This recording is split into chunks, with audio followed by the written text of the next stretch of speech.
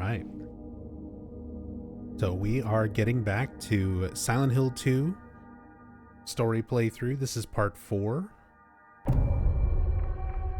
Playing on hard difficulty, New Game Plus.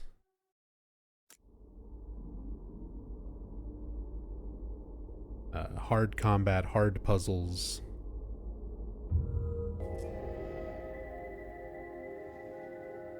We were just wrapping up. Here in Heaven's Night. So we get to enjoy this song right off the bat.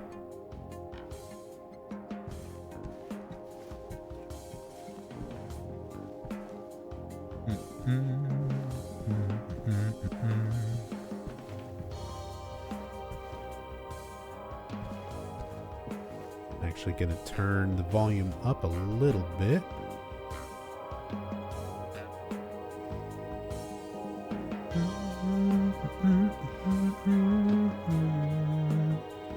This is one of my favorite new songs, like renditions.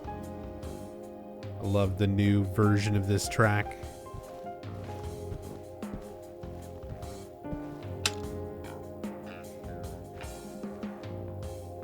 Toluca Light.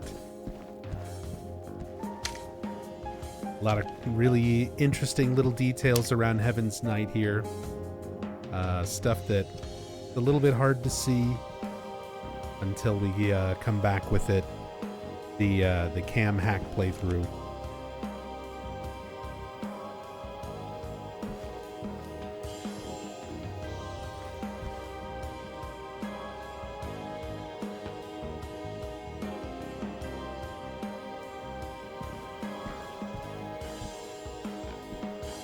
For those who don't know, I do have the cam hack software and stuff set up for Silent Hill 2 Remake, the PC version. I'm playing on PS5 right now.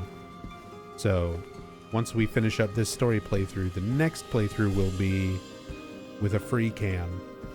We'll get to look at all these details up close. It'll be easier to read a lot of these little labels, look at a lot of these little assets and things up close. There's some really good Easter eggs and stuff that'll be fun to show you. Some of these we can kind of see, like the different beer on tap here. Toluca Light.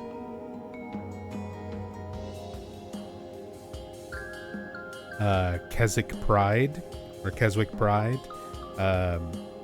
Toluca Lake in the original game, the actual image of Toluca Lake that's used for the shot from the observatory in SH2OG is a photo of Keswick Lake, or Derwentwater, which is located in Keswick. So, some references there. Jacob's Lager, reference to Jacob's Ladder. Ale Peaks, reference to Twin Peaks. So there's a lot of cool little details, even more than just this kind of stuff. There's some funny and just really interesting stuff on a lot of these posters and labels. It'll be easier to go over all that in the next free cam playthrough. But still some cool stuff you can check out. This was something that I had mentioned in the previous part. Whenever you first get to the toilet that James reaches his hand into, in the original game, you pull a wallet out of that toilet. And there is a wallet sitting next to the toilet.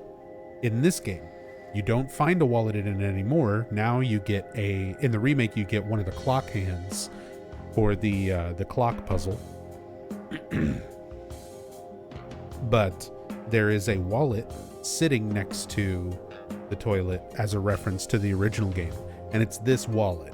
They reuse this same wallet. Of course, there's a ring, a pair of glasses, a photo we can't quite see. Not like this anyway. We might get a better look at that, though, when we revisit with the free cam. But kind of mentioned before how everything in Silent Hill 2, and it's emphasized, it was a thing in the original and it's emphasized like 10 times as much for the remake. Everything that you come across is all being like manifested from James's mind. He is, his memories of things, and his feelings about things, all of that is influencing the stuff that you find and the stuff that you see all throughout the game. So things like this, the fact that, you know, you've got the lost and found with the wedding ring. James himself has lost his wedding ring. And this was pointed out, actually, shout outs to a lot of the viewers in YouTube comments, and of course a lot of my Twitch chat audience, people who've pointed these kind of things out. So in the intro video, when James is looking at himself in the mirror in the starting area bathroom, you hear a little metal clinking sound. Now, I always heard that as part of the faucet, like when he's just turning the faucet, and it's like the sink making noise, but it is the sound of his wedding ring like dropping into the sink. So he loses his ring at the very start of the game, and in his character model you can actually see the like tan line where his ring should be. Now, that's not to say that this is literally his ring, but there are things like this being projected into the environment because James has lost his ring, and it's something that he's not super aware of or super conscious of. But yeah, really, really interesting little details. And again, I think some fans maybe read into it a little bit more deeply, or take this to infer like, oh, that James also maybe, you know, snuck away from Mary to come to places like Heaven's Night and lost things here or left things here. I don't know if that's necessarily the inference, but, you know, I feel like a lot of things like this are presented not to be taken in such a literal sense, but at the same time, if people enjoy kind of building their own interpretations and their own kind of version of the story from these things, I feel like the remake in particular really does sort of present you with a lot of ideas and details, much more so than the original, that feel like deliberate for kind of provoking discussions and interpretations. It feels a little bit more like that was their game plan,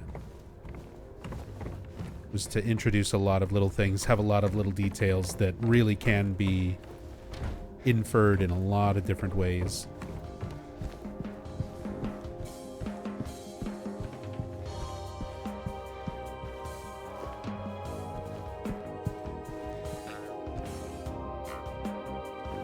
We looked at this last time, yeah. The nurse outfit laying over here again.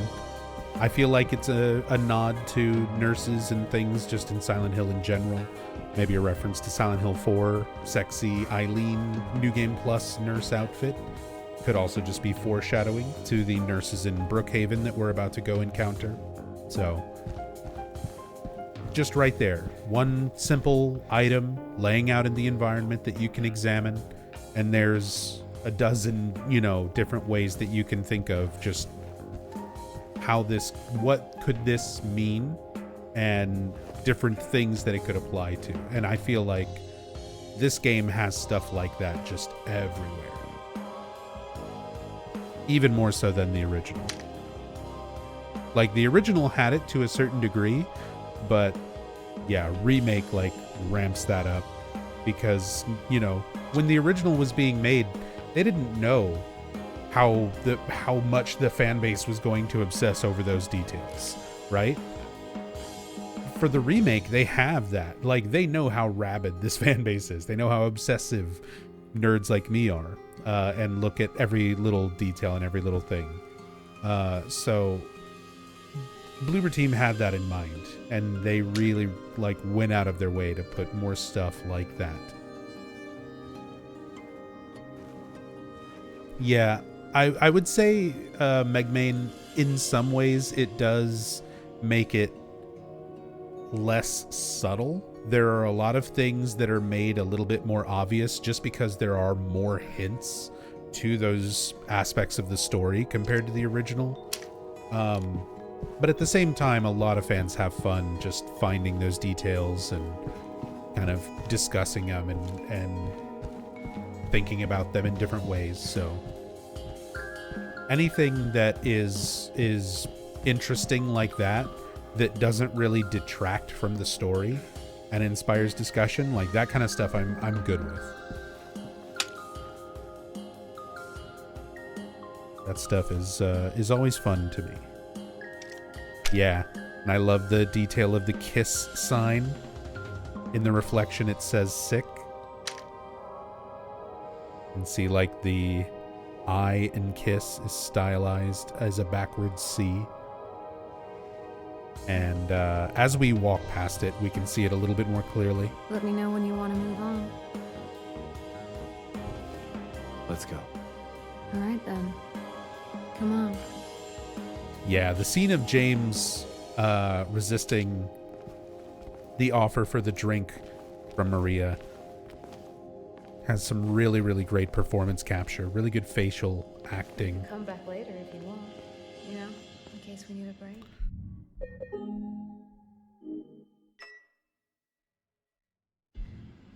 I'm not sure if that's a good idea. Here we go. Whatever you say. Sacrifice the frame rate for a moment, but you can see it a little bit more clearly there with the quality setting on the PS5. That reflection, how it says sick. All these little reminders, little things from James's memory, aspects to remind him about Mary.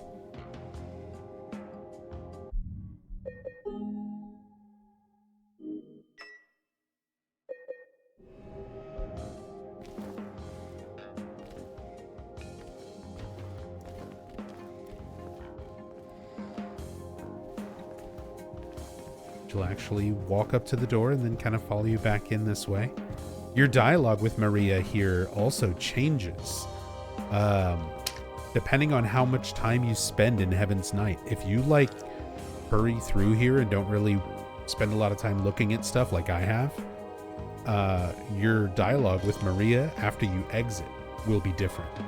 There's like 3 or 4 different variations depending on if you like rush through here, if you spend a little bit of time, if you spend a lot of time. You get quite a few different bits of dialogue. So we're going to get the dialogue here from spending a lot of time here.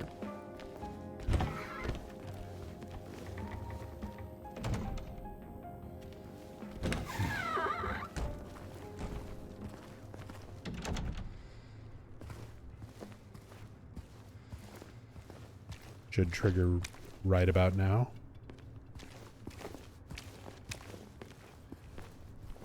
Usually it's like after you're leaving.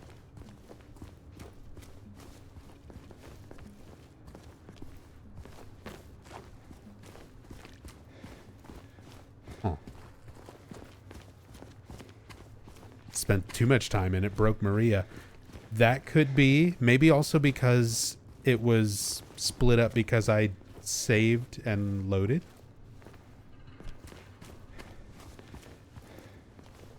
I'm curious. Let me actually reload and instead of walking back in, let me just head straight out the door and see if it triggers normally. Because I think that's what happened. When I walked all the way up to the door and then backtracked again, I don't think the game was ready Let for me that. know when you want to move on. Let's go. All right, then. Come on.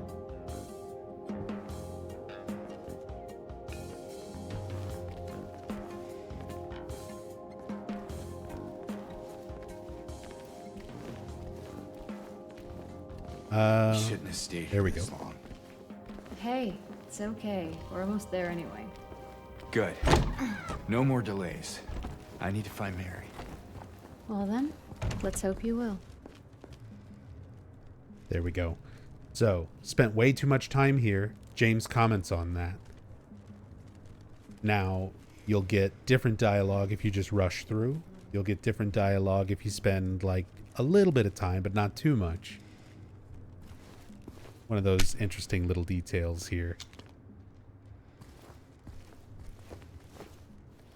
Deverin, you were mentioning Silent Hill has a creative director that's ultimately signing off on everything, right? Hard to believe this and Silent Hill Ascension came out in succession. Yeah, theoretically, everything would be going through Motoi Okamoto, who is like the overall series producer, creative producer, headmaster, dungeon master of the series, whatever you want to call him. Everything's going through Motoi Okamoto right now, so he would have signed off on Ascension. He even did interviews and stuff with Genvid and Jacob Navoke and everything like that leading up to Ascension's release. He's in the credits and everything for Silent Hill 2 Remake, still as an overall producer.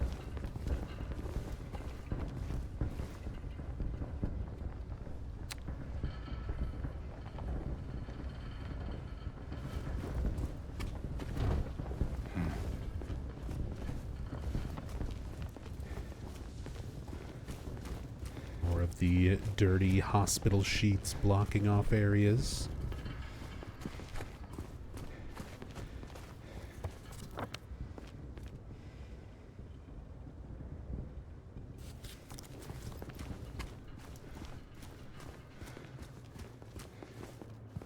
Neighborhood Cafe. Silent Hill Neely Street. It's gonna be so much fun doing the cam hack playthrough.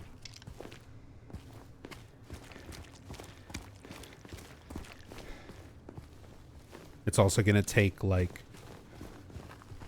6 months to finish that playthrough because it's gonna take me like Okay, it's not far now. hours to make even the smallest little bits of progress, just flying the camera around and looking at everything. That's what you guys like, right? You're down with me spending hours and hours analyzing every last little texture, clipping inside of every single asset, looking around.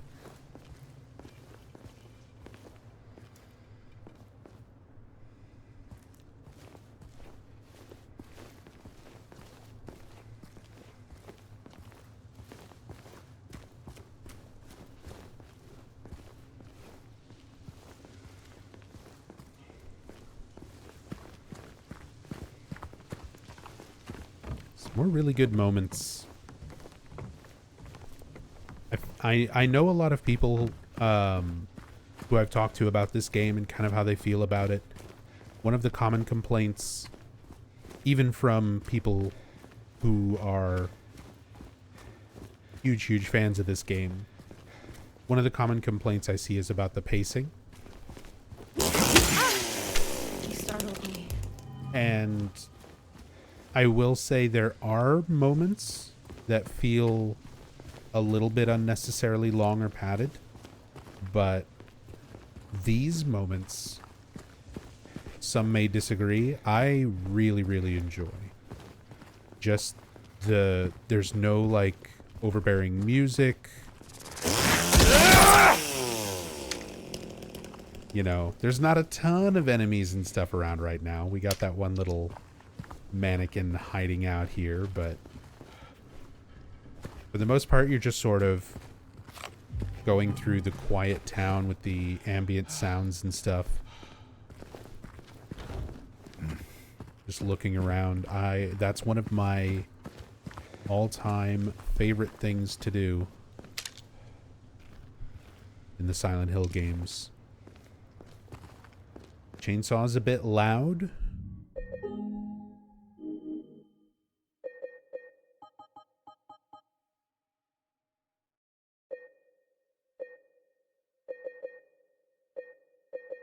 Turn effects down a bit and keep everything else up.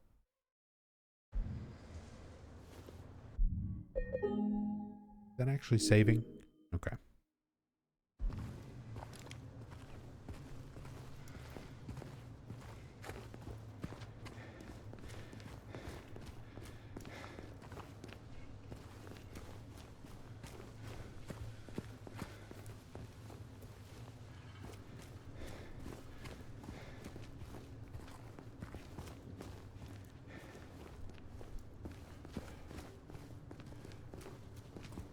Wish Christoph Gans took Nub as a movie consultant. I mean,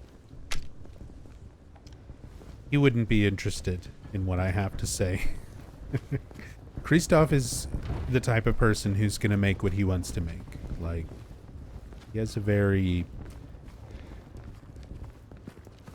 From interviews and from the way that he's talked about things, like even regarding the first Silent Hill movie, he's got very specific certain ideas in mind that don't necessarily, he's not interested in upholding, like,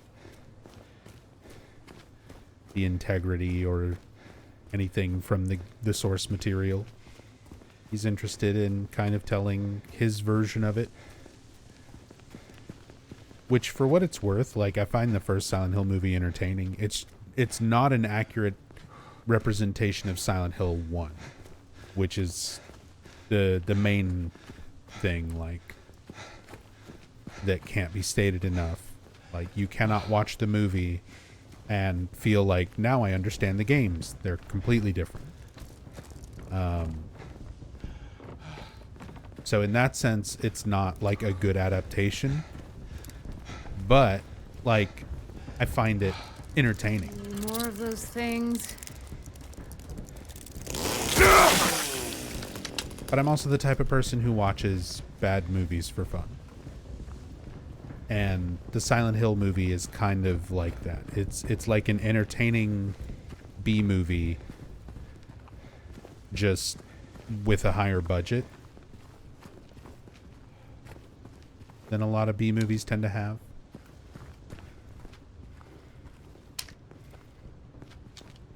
Some really cool details here. There's a lot of stuff to look at in the theater as well. Some we should be able to cover even without a cam hack, but there's going to be even more that we can look at for that follow-up playthrough. But I was here. This is like a recreation of the tunnel where you find the radio, the wooden plank, and kill the first lying figure in the original Silent Hill 2. The perspective is just like from the opposite side of the chain link fence, which in the original, the camera shot does show like for a brief moment from this perspective. So this is like a recreation of that moment from Silent Hill 2 OG, which you don't do in the remake. They change all of that up for the remake. You get the plank and have that encounter in a completely different way. So the idea, you know, I was here. James was here in this place that is depicted in the poster in the original game. And the void screams back is the tagline down there at the bottom.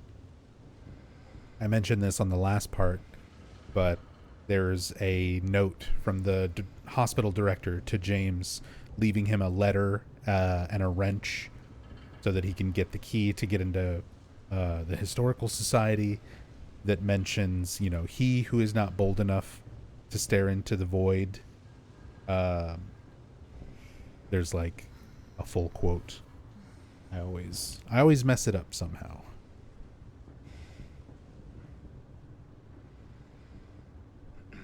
He who is bold enough.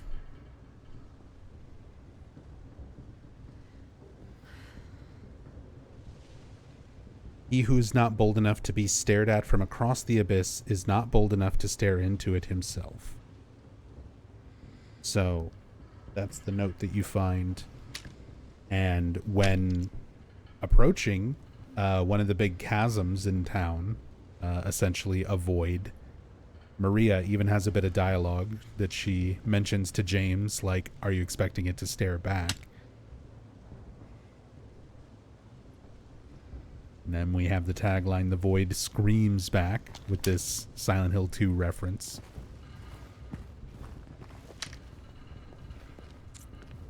Non-existent. Non-existence. Coming soon. If you take something like the In Water ending to mean, you know, James's death, then non-existence. Coming soon. Soon he will no longer exist. He will be dead. Is it possible to play in quality mode? It's possible. I'm not doing it. I prefer the smoother frame rate to the very, very slight difference in visual quality. Uh-oh. Maria got stuck.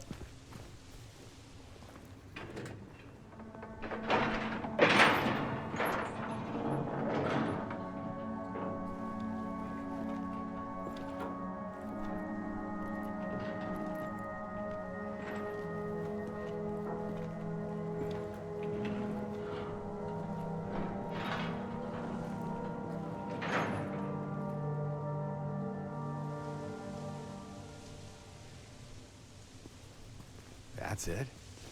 A garden? There's a bit more to it than that. If you say so. I don't think I've been here before. Come on. She's just around the corner. She?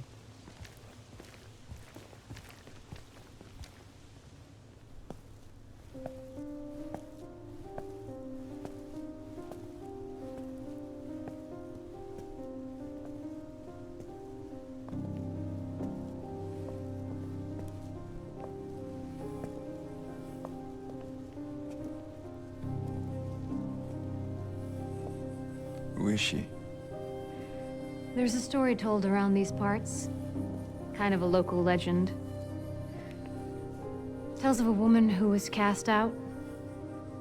Sentenced to die on an island out on the lake.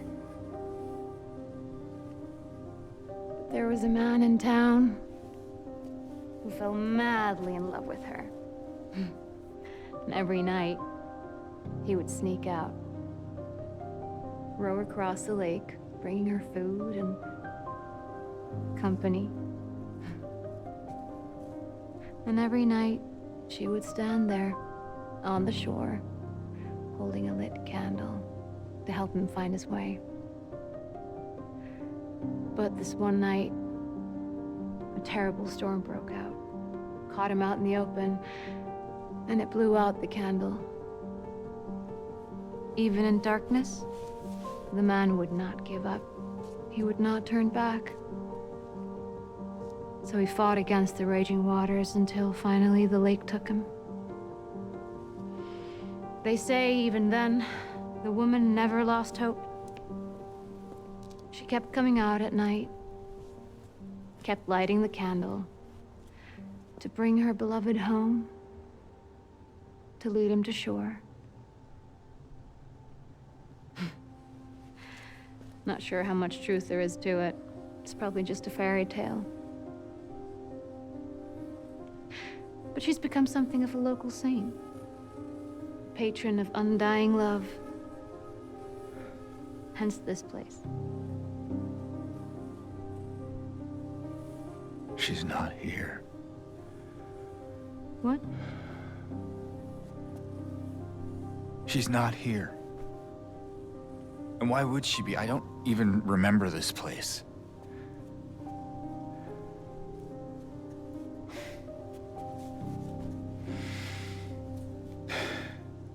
This was a mistake. I shouldn't have come here.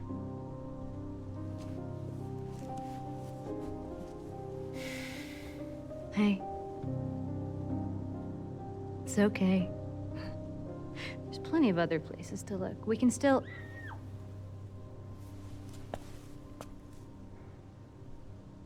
Come on.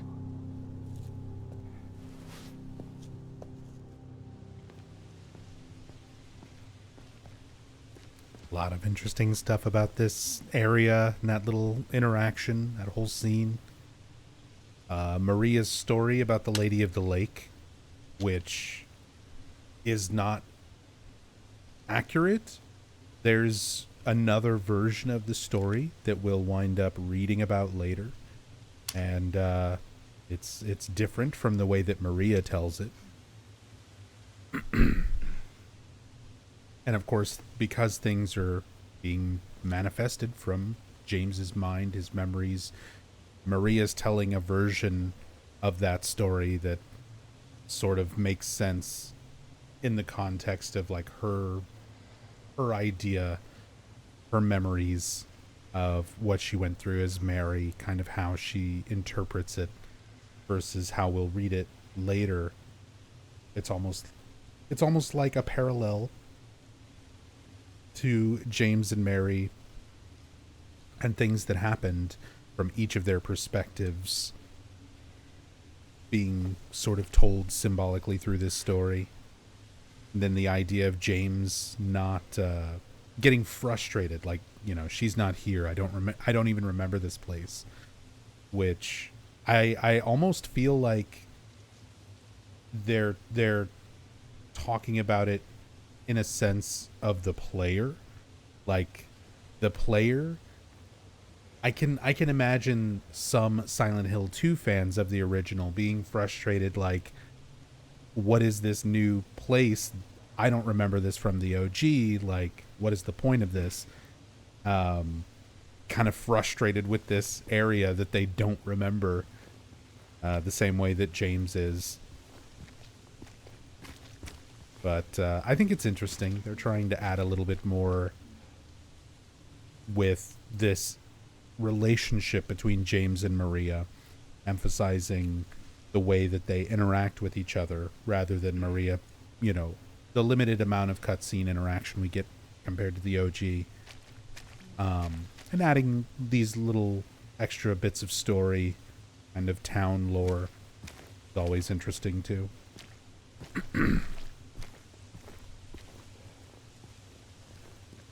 Just notice the flowers here are the same color as Maria's jacket.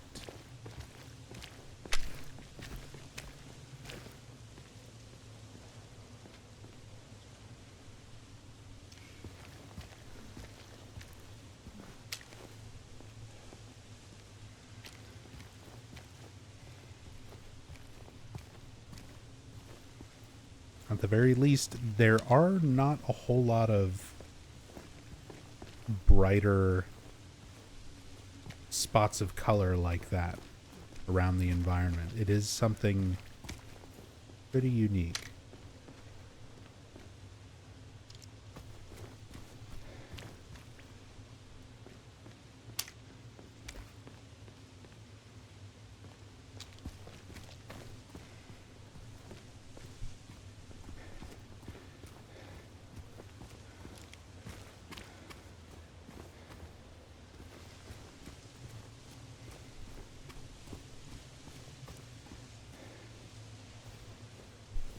Can't go back.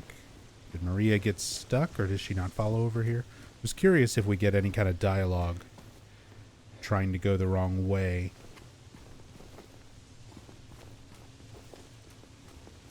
Doesn't look like it.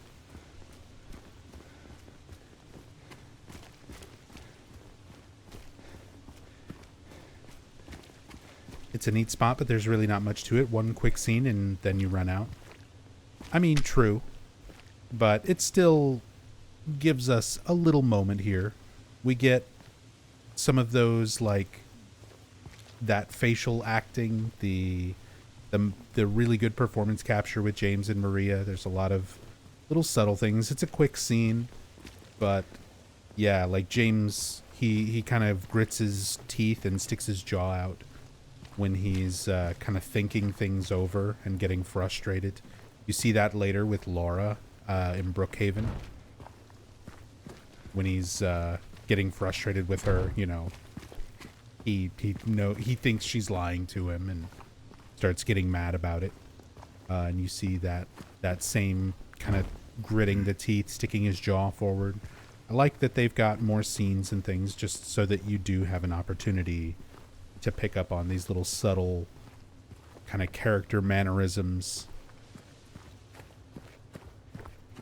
Because I feel like it does I think it came from inside the theater. add an interesting layer to the performances, to the cutscenes. Definitely something that, you know, just due to technology limitations, we weren't able to get that level of detail with the original. Like, I love the performances, but in the original, the subtleties for the performance had to be conveyed in different ways. You definitely didn't have as many of the facial animations and things like that. Although the leap, I would say, from like Silent Hill 2 to Silent Hill 3, Silent Hill 3, for being on the same platform, you know, same hardware 2 years later, has some really, really impressive facial animations, even to this day. And those were not performance captured the way like they are for this game. Those were like hand animated by Shingo Yuri and the rest of the animation team. Silent Hill 3 is still like super impressive visually, in my opinion.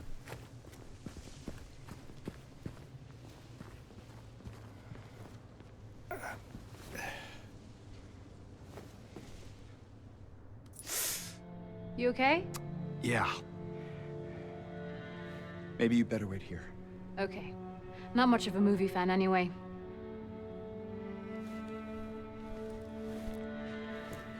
And James, Yeah.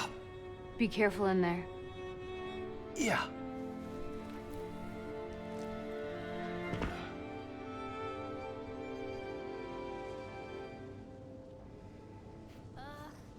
This is boring. You didn't seem bored a minute ago. Screamed your head out, didn't you?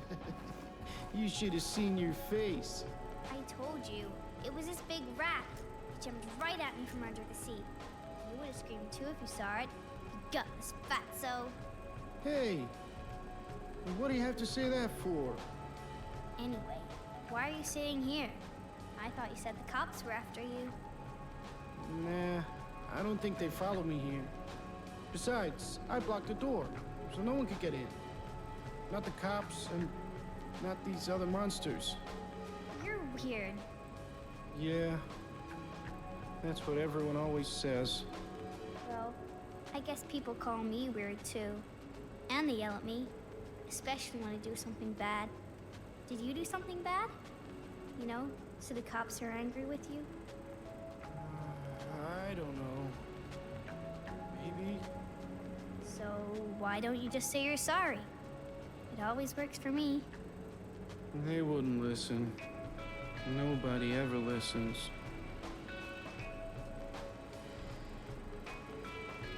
I like that we get a little bit more, little extended dialogue. It essentially covers the same beats as the original, with Laura and Eddie in the bowling alley. You know, running from the cops. You know, why don't you say you're sorry? But Eddie mentioning the monsters and Laura just calling him weird, kind of emphasizing the idea that Eddie is seeing creatures the same way we are. Not the same creatures, but he's seeing manifestations and stuff of his own.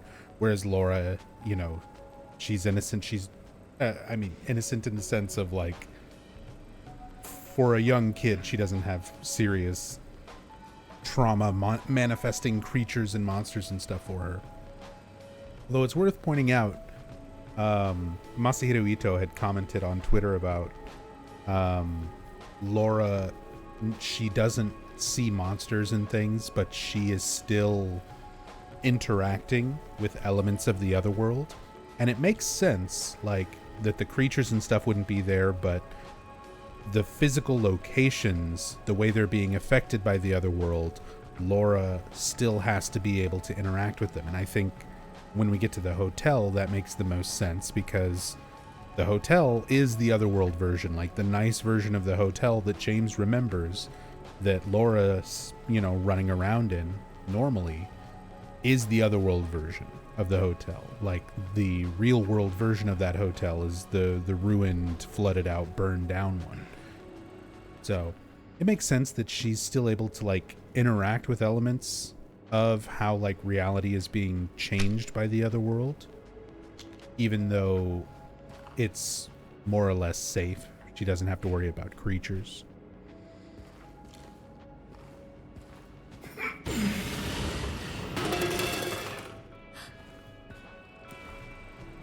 you hear that too? And you can push that so that you get access into the theater. Eddie mentions he blocked the door. Laura hears it and runs off. She's already like gone. Eddie hears it. He doesn't care. He's just sitting there eating his ice cream. Artificial sky. Start seeing a lot of our movie posters. It doesn't sleep.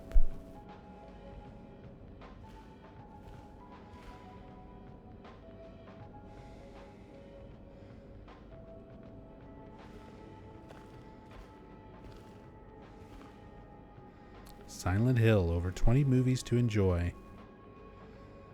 Third Art House Film Fiesta. November 16th through 21st.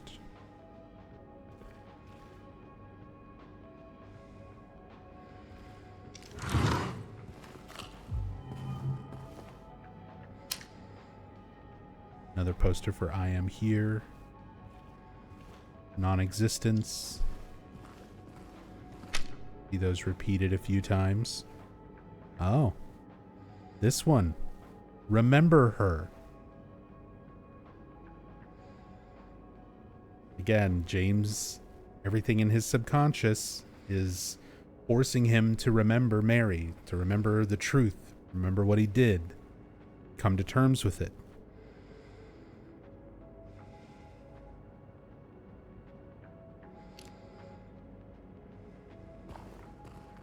Yeah, that one, not so subtle. That's what I mean. Some of these new details and things that have been added take away some of the subtlety of these elements that were present in the original game, but not like emphasized to this much of a degree.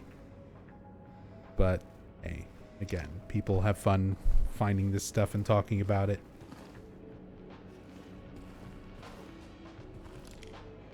I was here, nod to the loop theory, perhaps.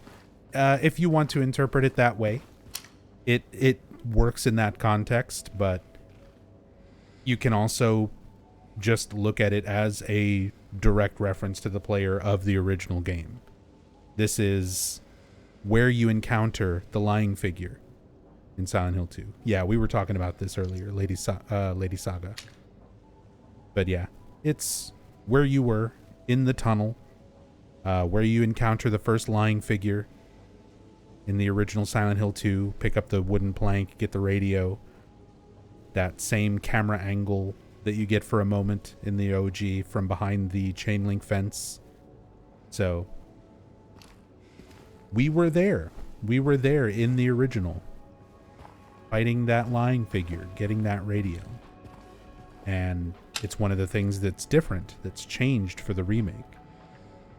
You are not there here. This time around, you aren't there. But back then, you were there. I was here.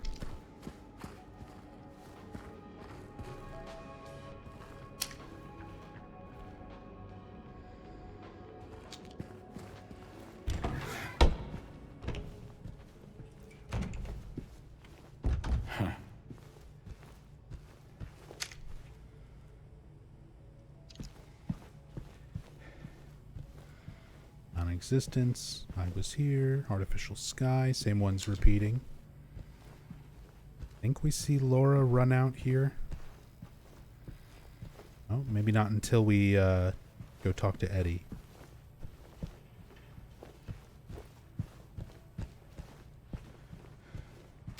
This is a good one here. Return to Owl Creek Bridge. Back for a happier ending. Which is an old story. An occurrence at Owl Creek Bridge. Very similar in themes to Silent Hill 2 as far as characters. Well, I don't know how much I want to spoil that for people who aren't familiar with it, who want to go and look that story up. It's also been adapted many times, famously into like a Twilight Zone and stuff like that. So you want to go check out An Occurrence at Owl Creek Bridge.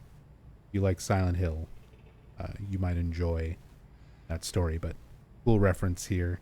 And back for a happier ending.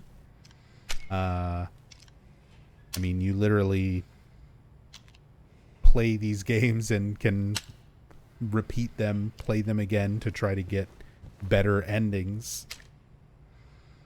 Almost kind of like a tongue-in-cheek, more like meta commentary there.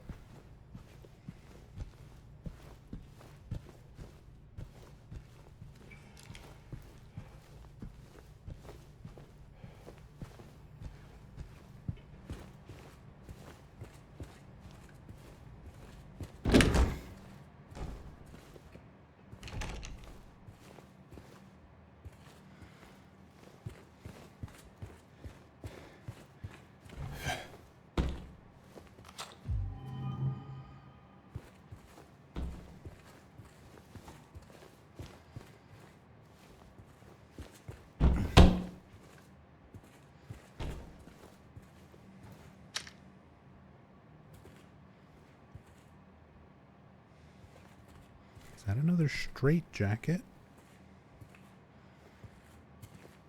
Or just like a regular jacket, article of clothing? One of the things that I was noticing testing out the cam hack software, there are a lot of little hidden straight jackets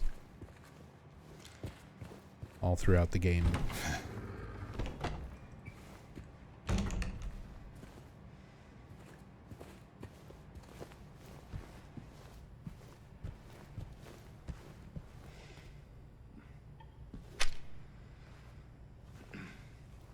I was here. Artificial sky, Owl Creek Bridge.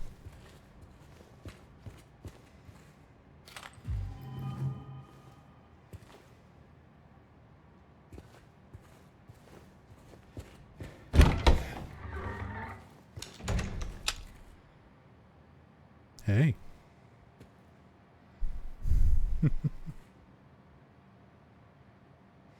The eye graffiti. Watching you pee.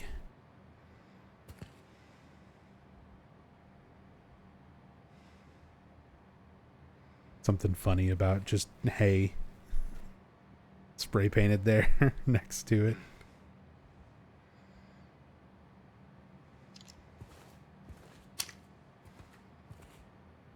Okay, these just look like towels or something. Yeah. Not like jackets.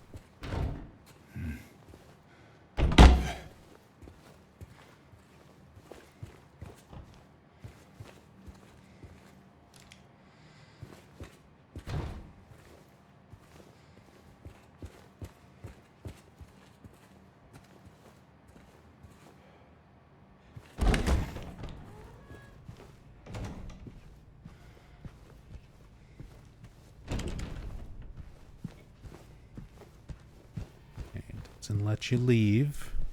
You definitely have to go trigger the cutscene with Eddie. Stave off the munchies with buttery popcorn. Specifically the munchies.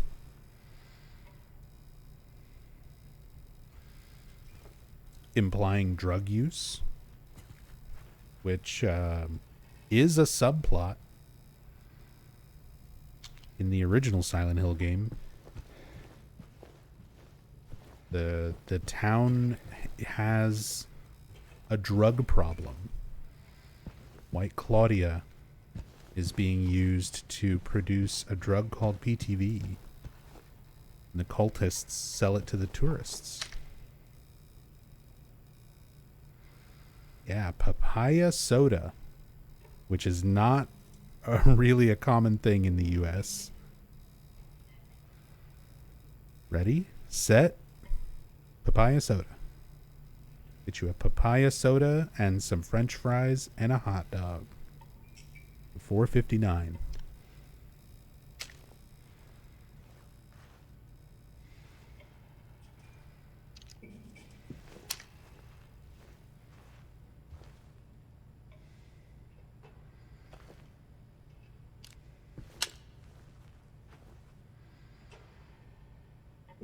Soda, various flavors, cream soda, root beer, water, sparkling water.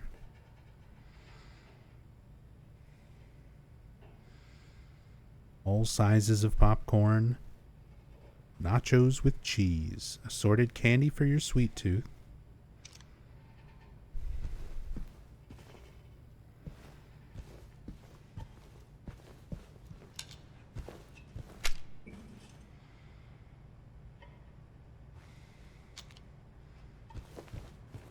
Well, that's pretty standard movie theater stuff.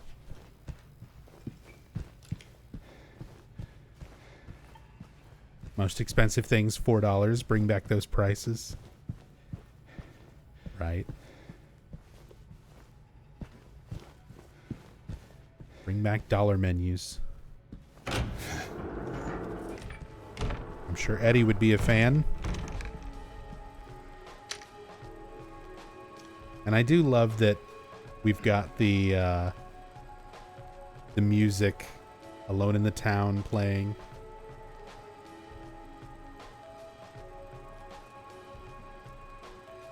The Pete's Bolorama theme from the OG Silent Hill 2.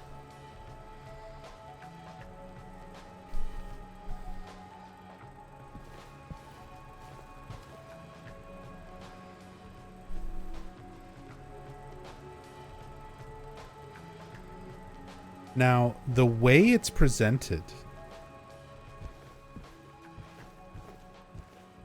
the music itself is like, I don't know. I'm not sure how I feel about stuff like this. I think it's interesting. I kind of find it neat, but it's also a little bit weird. How does everybody feel about the diegetic music kind of using the soundtrack as something that the characters are hearing in world? Like James hearing Magdalene on the jukebox, or hearing Alone in the Town playing in the theater. Like Eddie's listening to this music. Like apparently this is something that's just playing. Because like as you move away from it, it gets quieter. Like it's muffled by there's sound occlusion. It's like muffled by the walls and stuff. So Eddie's literally sitting in there listening to this song from the original game's soundtrack. Like it's a neat idea. It just comes off as a little weird to me, and I'm not sure I can like put my finger on it, like why that's weird. It's a little too like meta to think that the characters are listening to the soundtrack at certain times.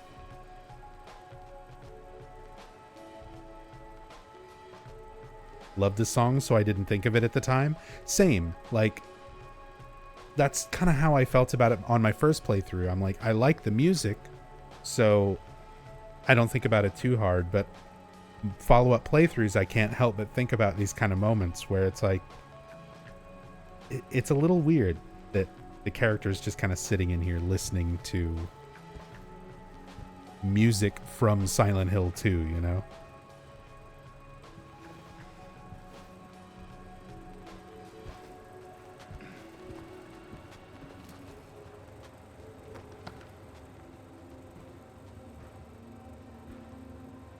Although it like fades out here.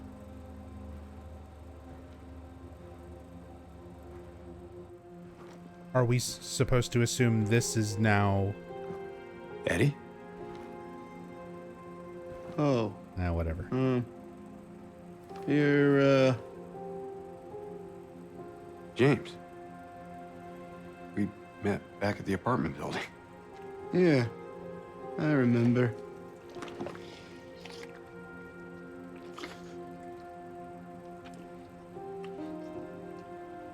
I see that you didn't make it out yet. Yeah. I just didn't get around to it yet. Well, at least you got your appetite back.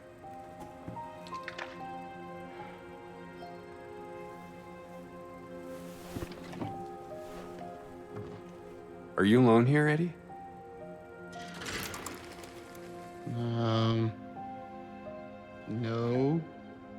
Well, That's probably just Laura messing around.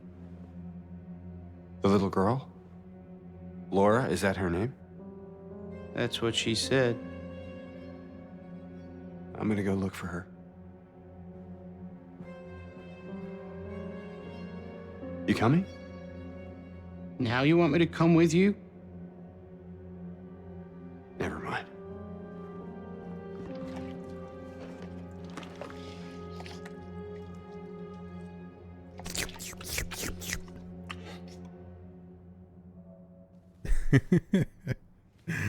I gotta say, like, switching up the pizza to ice cream really upset me at first, because Eddie's pizza is so important, and they still reference it. Like, we still have the box here, and we still have the pizza flashback in Pete's Bolorama.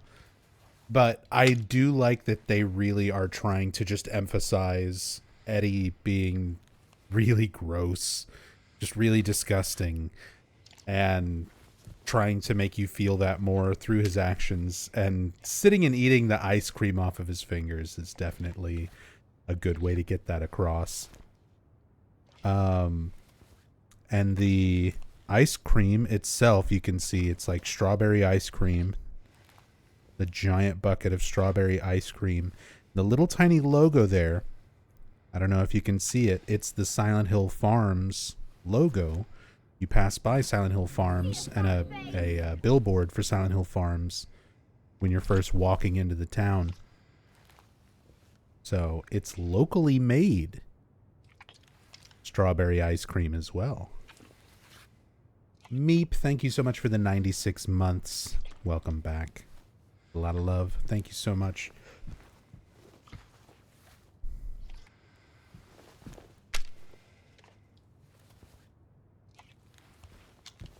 Who is that girl, anyway? I don't know. All I know is her name. I swear. Didn't you want to go after her? Better hurry. Laura can be pretty quick when she wants to.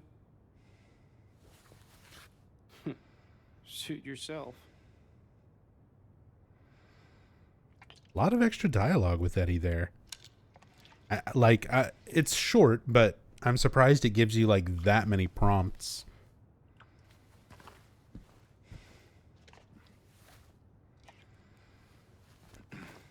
Kind of get some of those little missing bits of dialogue from the original. All I know is her name. I swear. I do like that they start building up a more noticeable resentment between Eddie and James at this point. Like James making the comment about Eddie's appetite. You see that again, those facial performances from the actors, and you see Eddie's mannerisms change, having that moment where Eddie's like, you're making fun of me, like you're laughing at me. They start building that up right away. So at this point, Eddie is still kind of dealing with it okay, but it makes sense that after going through everything that he's gone through, having manifestations, monsters, things, bullies manifesting and tormenting him, that by the time we see him again in the labyrinth, you know, he's not tolerating this anymore the way that he is now. Yeah, that line from him as well, like, oh, now you want me to go with you. So, okay. Like, Eddie's already showing that resentment towards James.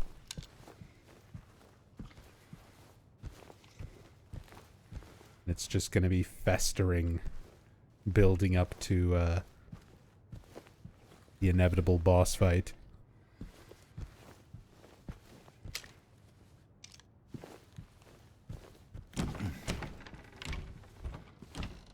Gonna get a glimpse of the tape of James killing Mary here.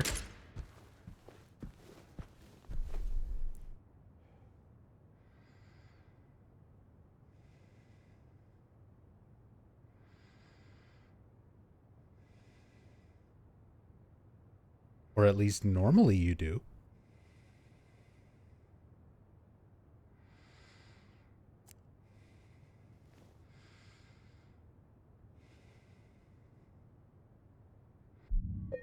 It does it in the PC version. I wonder if that's a graphic thing.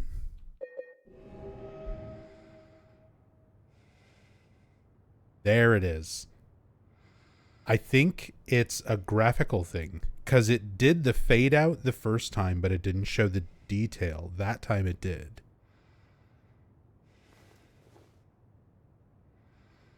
There it is. It'll just happen on loop if you just stay here. It's just a few frames each time.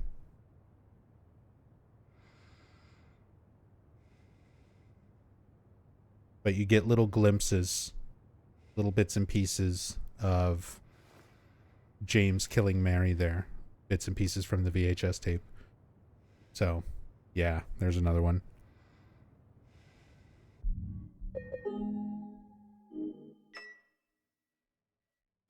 Just want to verify if that's a quality mode, performance mode difference.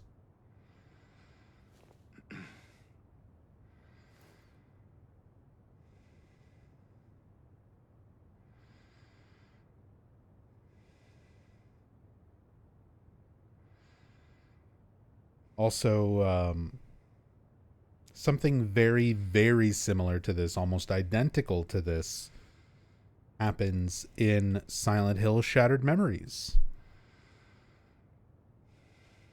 as well as Silent Hill Downpour. There's an entire side quest revolving around restoring a cut up film by going in and out of the projector screen.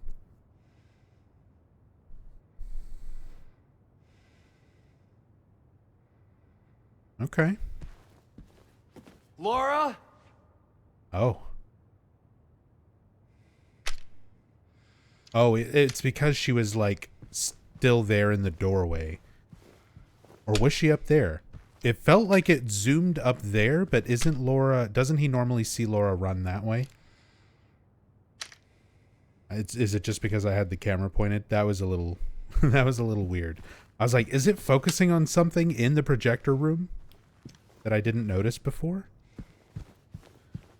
But I think that was just a fluke. I wasn't looking where I was supposed to. Or was she there? Was that her in the projection room?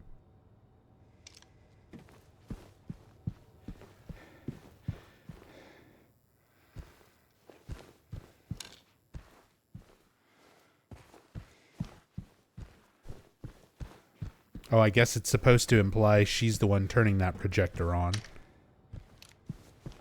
You kind of, I kind of lose the flow of the scene when I stop and like look at the video for that long. I'm like, oh right, I'm chasing Laura.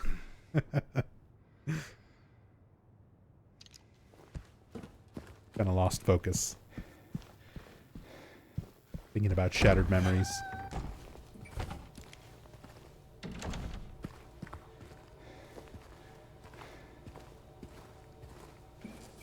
Or sheets covering things. Almost in like a vaguely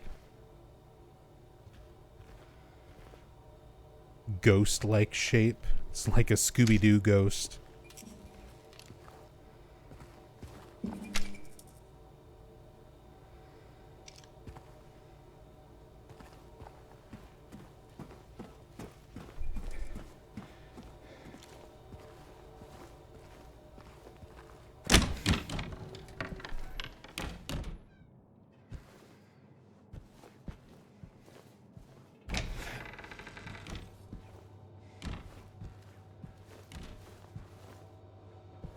But yeah, that makes sense.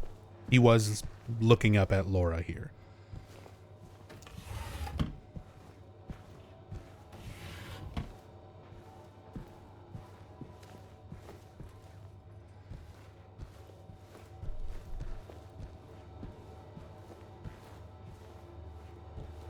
See, now we're hearing Alone in the Town again. Like, faintly, coming from that direction. Even though the sound switched to clearly non-diegetic music, like during the Eddie interaction. It's so weird.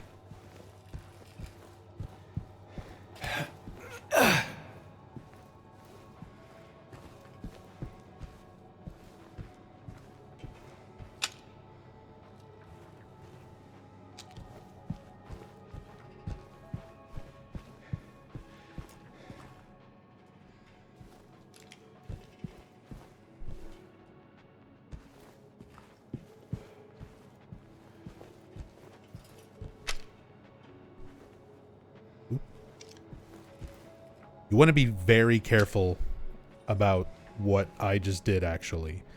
If you're ever walking around on terrain and you see James, like, pop up into the air like that, just, like, let go of the analog stick and just immediately go back the direction you were coming from. There's surprisingly a lot of spots in Silent Hill 2 Remake where if you pop up onto something, you can just get stuck and have to reload a save. And I hope you haven't had like a long period of time before saving or anything, or since like an autosave.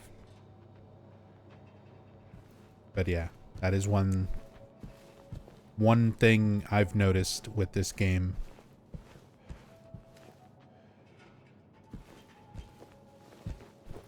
There's quite a few spots like that where you can just get stuck.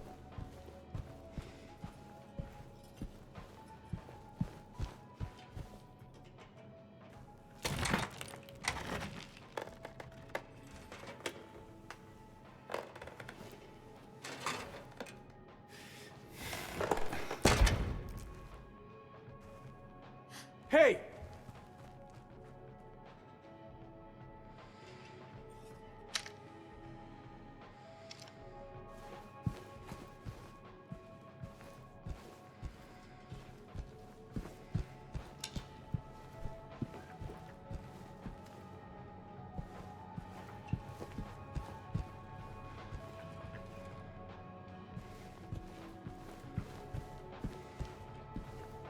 I do kind of like how much of this new area we get.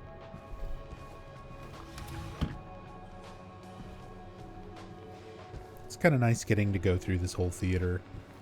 All the little movie posters and details and stuff here. General workplace safety instructions. Think safety first.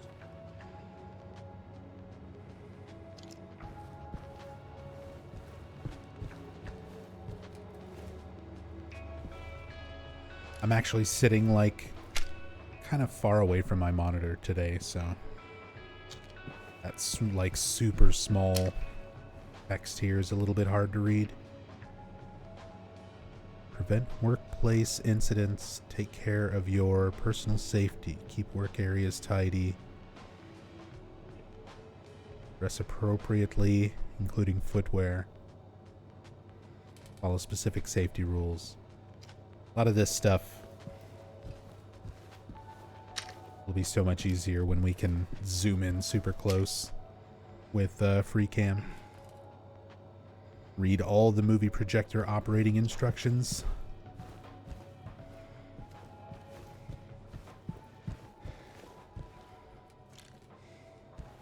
And there may even be potentially little Easter eggs and stuff to be discovered doing this, or doing the free cam one after this.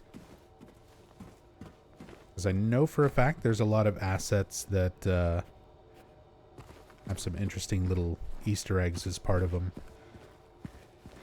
A lot of the newspapers and memos and things that you find around town have like little bits and pieces of Mary's letter as the like filler text. Very particular phrases like wrapped in my cocoon of pain and stuff like that that are taken from Mary's letter.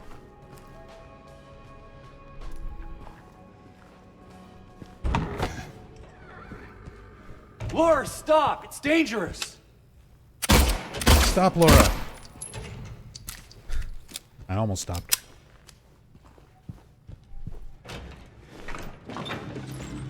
Maria? Did you see the little girl? Yeah, I tried to stop her, but she went that way. We can still catch her.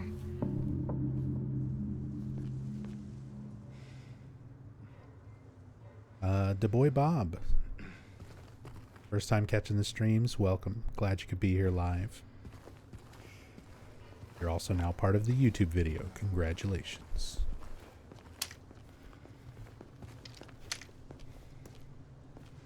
Non-existence. Turn to Owl Creek. Front box office.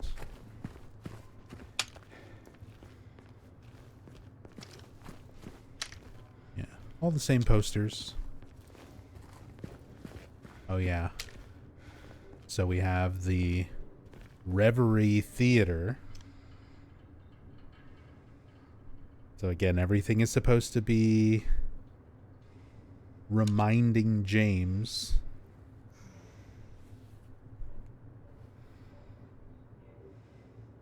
and there's a lot of dreamlike things. Reverie is sort of like daydreaming, you know, being in a dream, in a dreamlike state.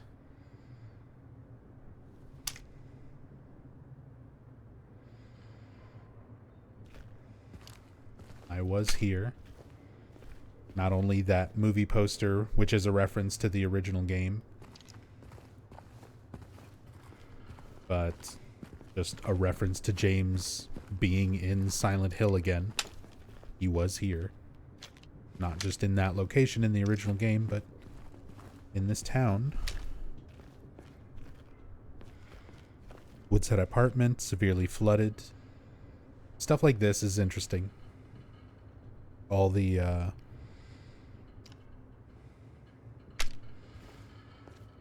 little bits of backstory for why things are the way they are.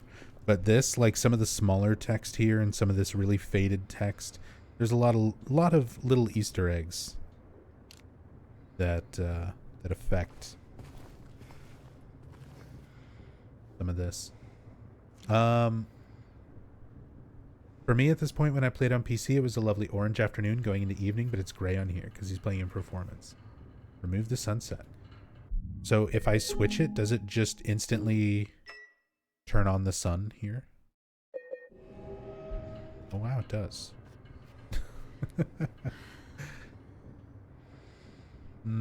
That is such a dramatic difference. I mean, I played this on PC. I'm pretty sure I had it look this way on PC. I'll have to go back and check the footage.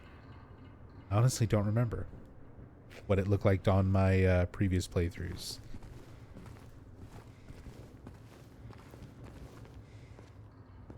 I don't know. Does the frame rate bother anybody? Should we continue the playthrough in quality?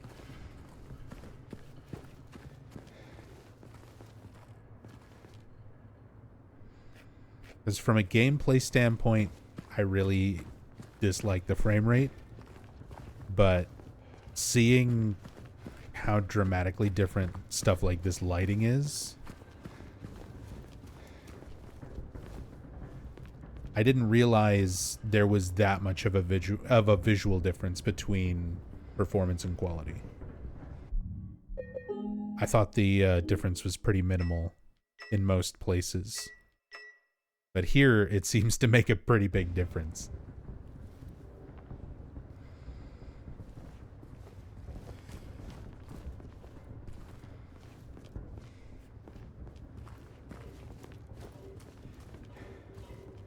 We'll leave it like this.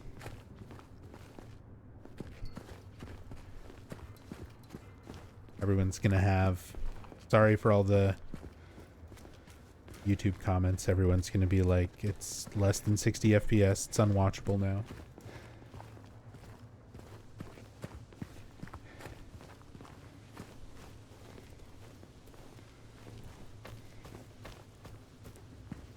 It's actually good we know this now? Yeah. That's very good to know. I might have to do a full-on comparison video. Since, I mean, I've got the PS5 version and the PC version.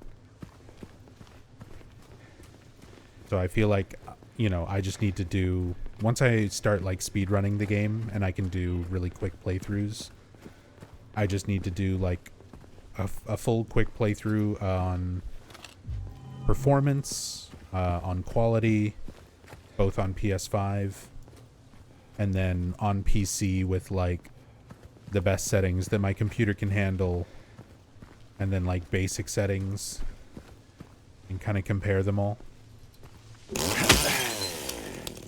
The only thing I don't have is a PS5 Pro, which, to my understanding, currently has the worst performance out of everything. And, yeah, there's no word that that'll be getting patched or anything anytime soon, unfortunately. But I'm just on a base model PS5, for anyone wondering. Not a PS5 Pro.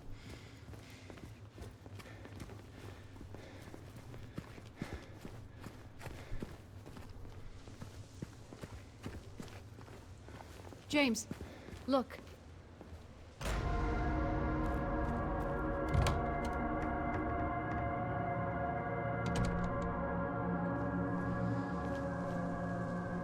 Over there.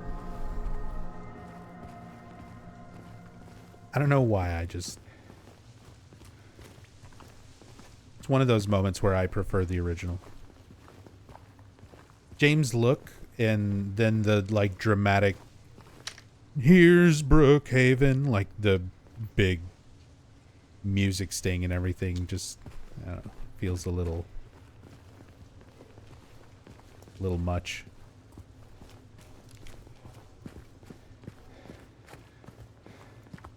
Like, I get it, we're at the spooky hospital. It's iconic.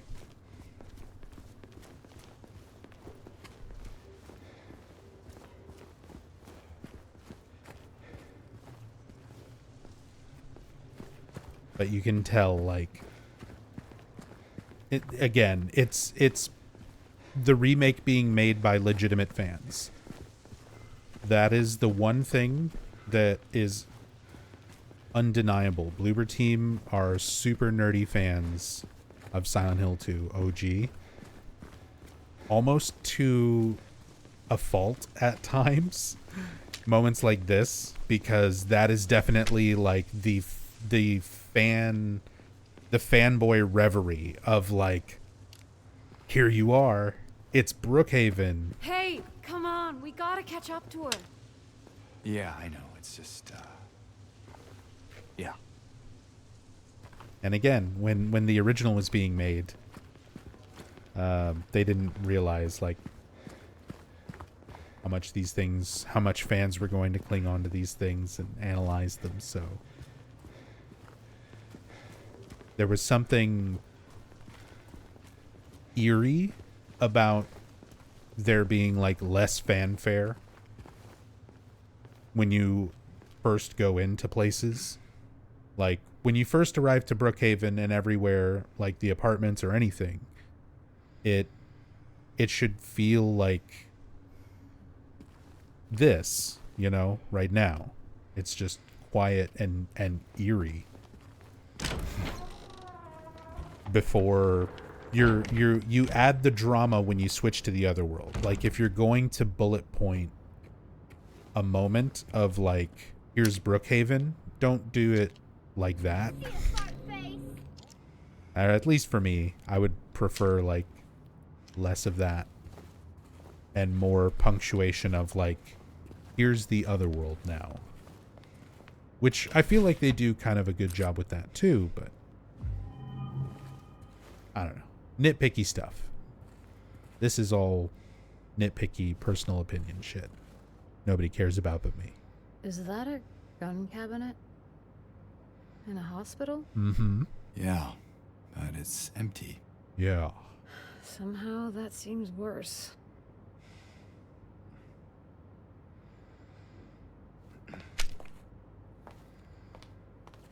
Yeah. But it's empty. Nora, thank you so much for the 33 months. Yeah. James Sunderland, 2025. Thank you, Nora. Yeah.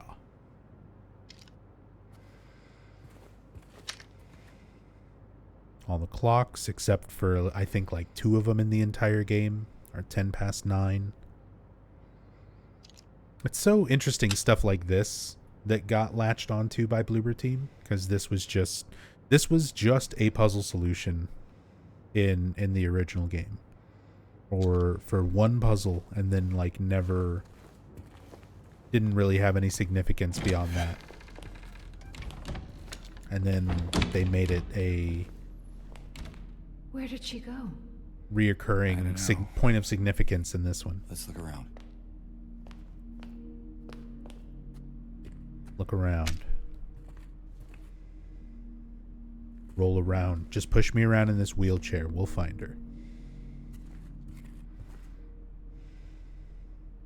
Please keep the noise down. You trying to blind me, James? Keep the noise down, it says.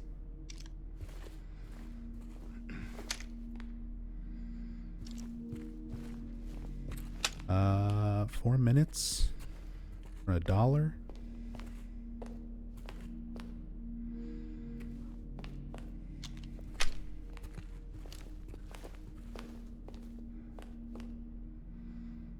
Brook Haven Hospital, circa 1920. There's a lot of really neat details in like these paintings and pictures and stuff too. That, again, some stuff we should be able to see at least a little bit here. But there's other things that are going to be much easier to see with a cam hack. For instance, Mary is in this photo. There's like you can see there's a bunch of nurses sitting on the stairs, and it's almost like a double exposure where you can see through them, and some are a little bit more transparent than others. There's like a very, very transparent Mary standing up at the top of the stairs. When we get the camera unlocked for the next playthrough and we can like zoom in super close, it's easier to see.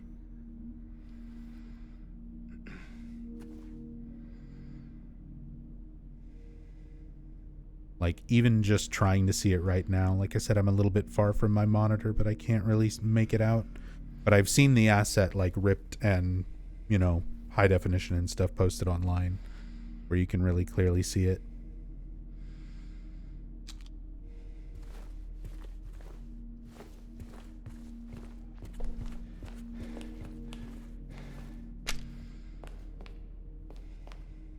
Brook Haven Hospital. Completely new layout.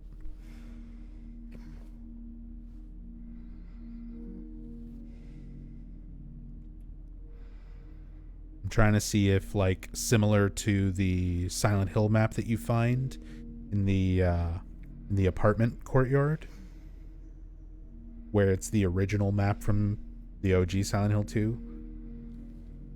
I was double checking if this is like the original Brook Haven layout, but it's not.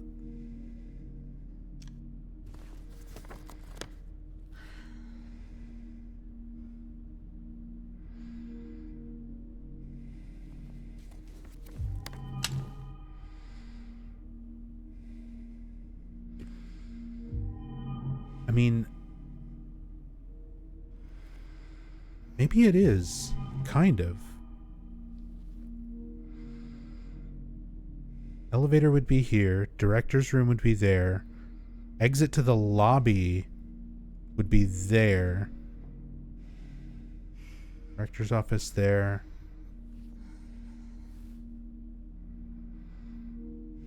Yeah, that is actually the old layout. I don't think it's... I would honestly have to double check a map.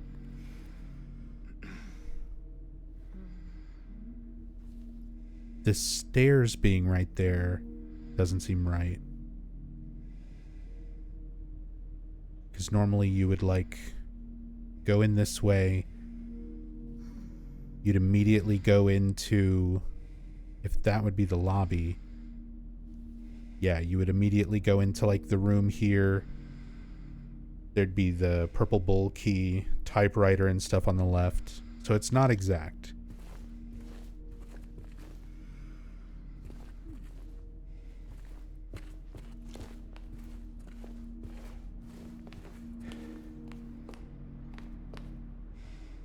Dr. Hughes and Dr. Atkinson in the garden.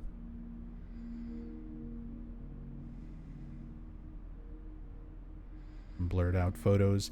A lot of these photos as well, they are edited and altered versions of actual photos, real historical photos. A lot of these are things that are in the public domain that are available. I remember finding somebody had made a post on Reddit and posted a bunch of their findings where they reverse image searched a lot of these and found, like, the original photos that were used and then, like, edited and altered to be made into all of these photos. So most of these are, like, they're super heavily edited, but they're, like, based on real photos.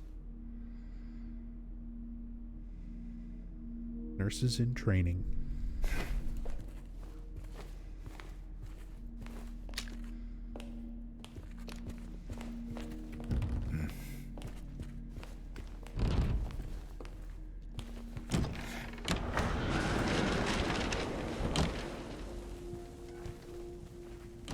Okay, so this room for sure, I remember in the PC had, like, the light coming through like this.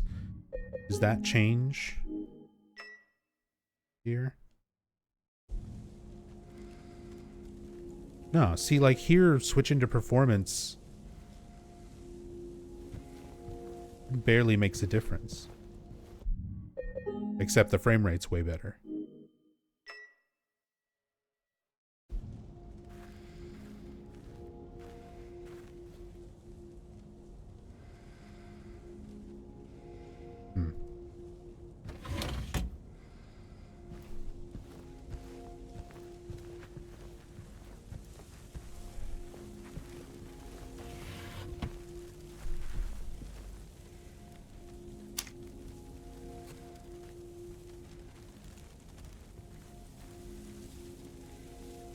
Bergeron, contact information, guide to proper hygiene,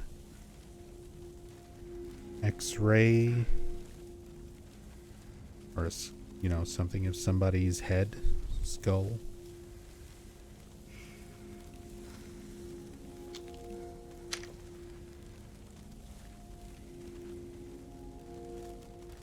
think about your future.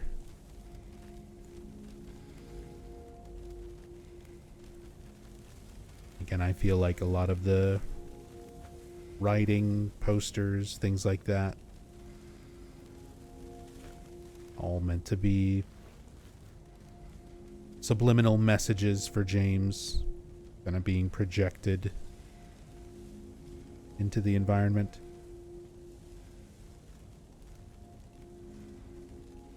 You'd be surprised.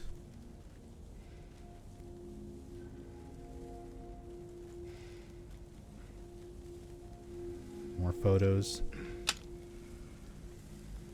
But again, having the free cam, being able to look at all these little shelves, all these little papers and images and stuff up close. I'm gonna spend, like, in rooms like this where there's so many things, it's gonna take me like an entire day just to look at one of these rooms.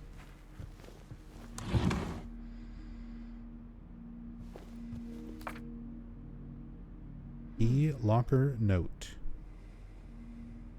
Maria goes, Did she read it? Is she reading over my shoulder? Due to repeated instances of keys getting misplaced from this point forward, they are to be returned to the locker at the end of every shift. All staff are required to memorize the padlock combination and are not to disclose it to anyone but authorized personnel under any circumstances. In case of any problems, report to the head nurse in examination room 3.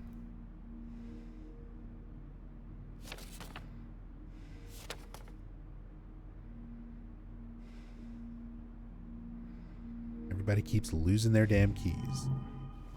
Okay, so she's saying about stuff over here. Oh, right. I remember reading about this one, actually. So she says, and she's examining this.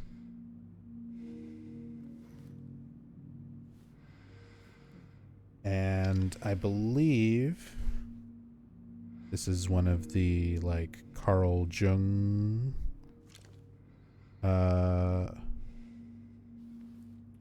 references. And the head on the poster is James's model, like without hair. It's like a cross or a side section of James's head.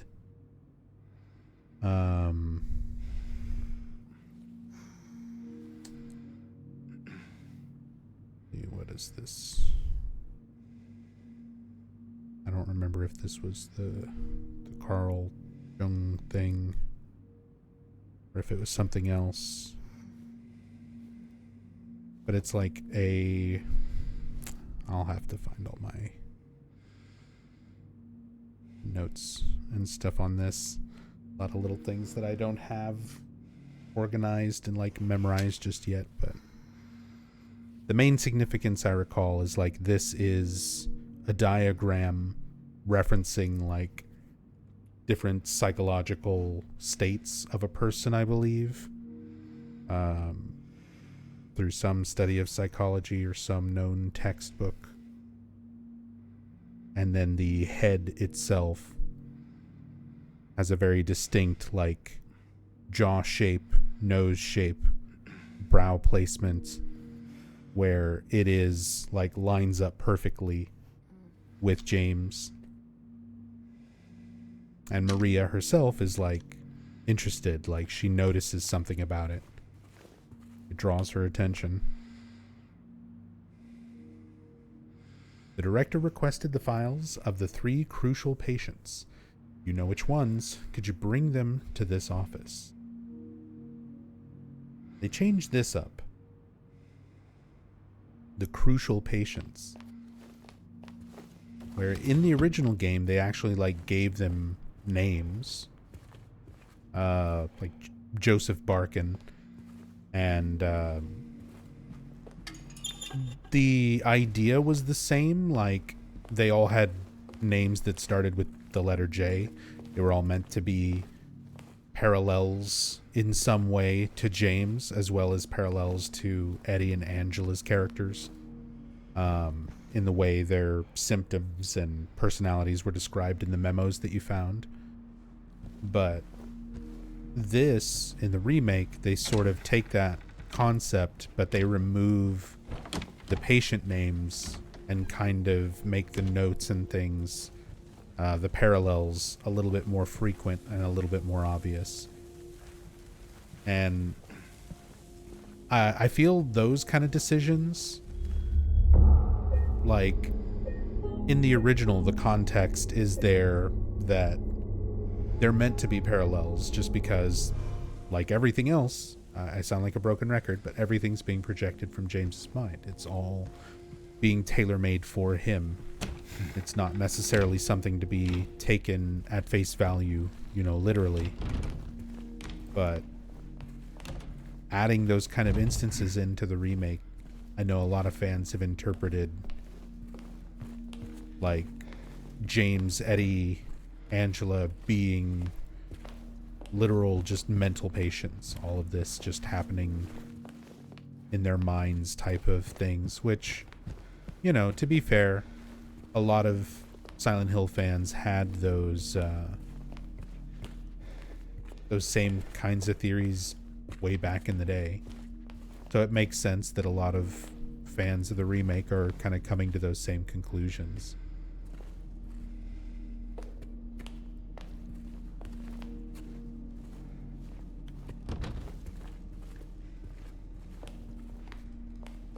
Even though it's stuff that's not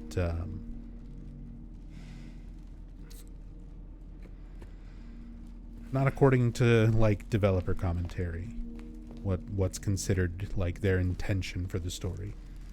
But hey, not everybody wants the story that the developers intended. They prefer their headcanon. That's totally fine. Just don't edit the wiki based on your headcanon. That's all I ask. Cool detail here. So remember, again, everything is subliminally telling James to remember what he's done.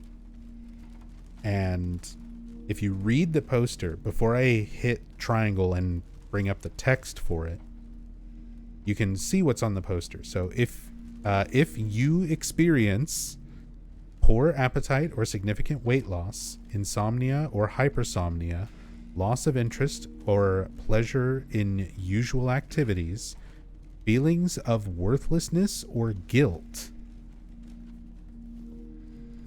diminished abilities to think or concentrate, contact your healthcare provider immediately. So you can clearly read what's on the poster. Specifically that line, feelings of worthlessness or guilt. Well, James is feeling plenty of guilt right now. Well, he would be if he wasn't blocking it out in his delusion. So when you press triangle to read this, remember, if you experience poor appetite or significant weight loss, insomnia or hypersomnia, loss of interest or pleasure in usual activities, feelings of worthlessness, comma,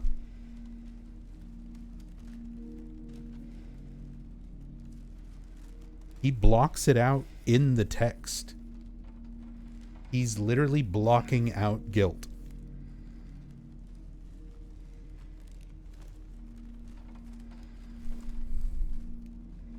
To the point where you don't read it in the text. Diminished abilities to think or concentrate, and contact your healthcare provider immediately.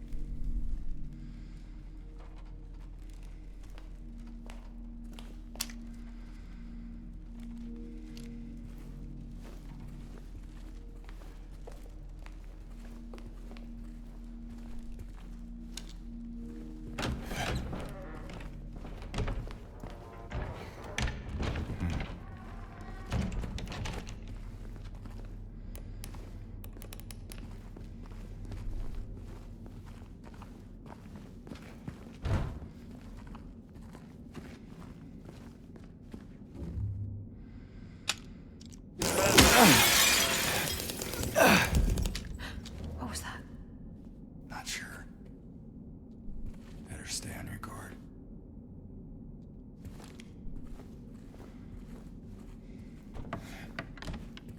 Stay on your toes. Nurse's memo. If the second were as high as the number of nurses, it'd still be one short, with 2 of them dead and 1 just a fraud. The third would chop the firewood in half. The first was singular. Oh, so this is different. Hard mode riddles. So on normal, it just gives you some hints to like go and look at some particular paintings. Some of those photos, rather, that were in the lobby.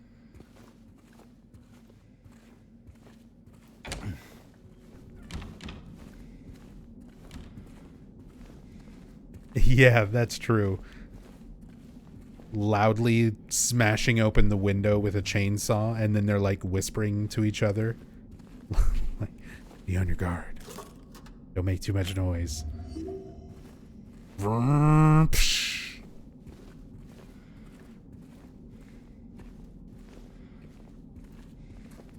Clean your nails? Yeah. Nails are getting more and more grimy. Do we see it yet? Yeah.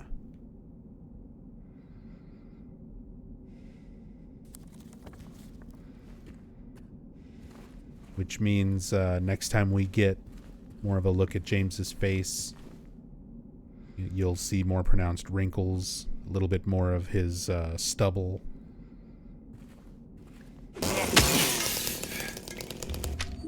All of that gradually gets more and more pronounced as the game goes on.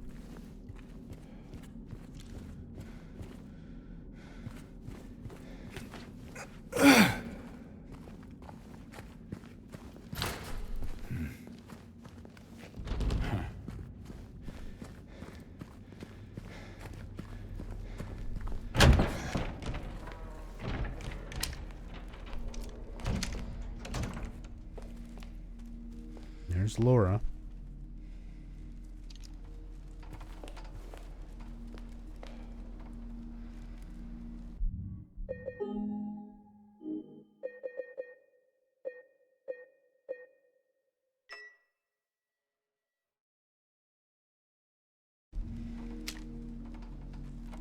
You just standing in A pose? He is. I thought she would at least be in like a drawing animation. But she's just A posed.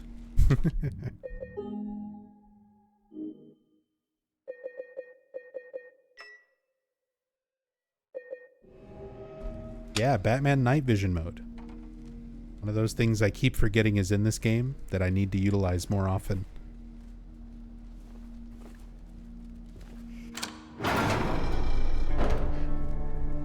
There. Laura! Wait! It's okay. We don't want to hurt you. God damn it.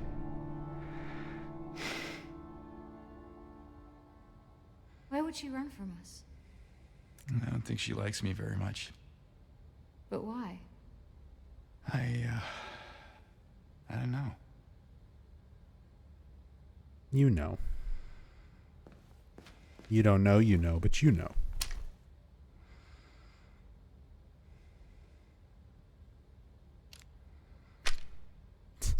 Watch it. But yeah, continuation of Laura's drawings that we see earlier in the apartments and stuff, where Laura's been drawing herself and Mary sort of represented as bunnies. She drew like a small bunny representing herself sad, and then meeting a larger bunny representing Mary, and then she's happy again, and now she's representing James with this like angry wolf drawing. Also, I'm not sure if it's a deliberate reference or it's just a similar kind of, childlike drawing similarity, but in Silent Hill 1 in Midwich, there's a bunch of like children's drawings as part of the textures on the walls and environments. One of them is a wolf drawing. Looks kind of similar to that.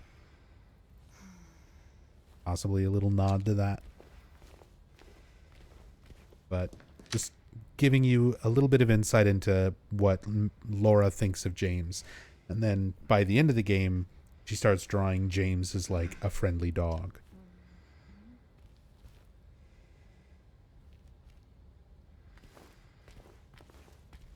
Just kind of showing how she warms up to him over time.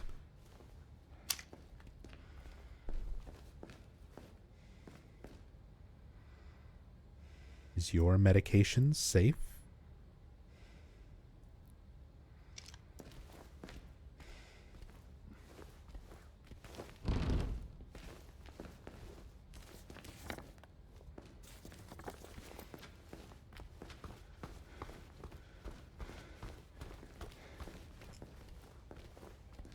Do you think Laura ran away maybe because she spotted Maria and got spooked, or just is running away from James?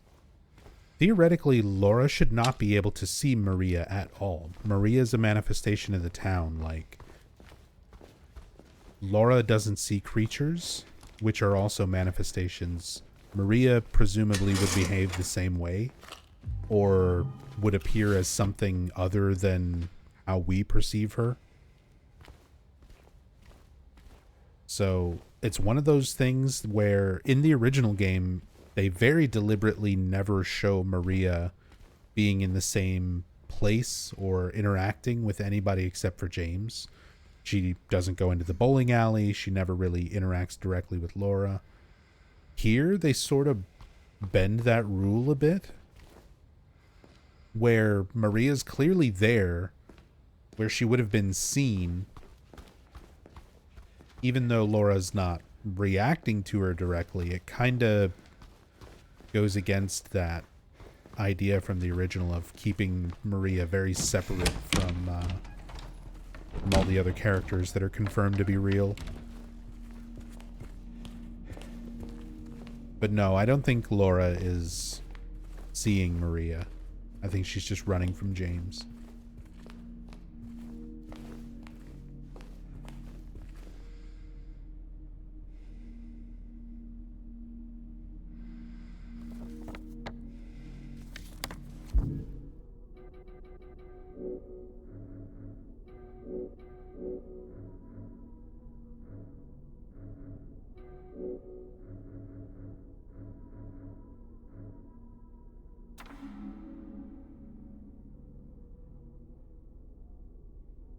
Second were as high as the number of nurses, it'd still be one short.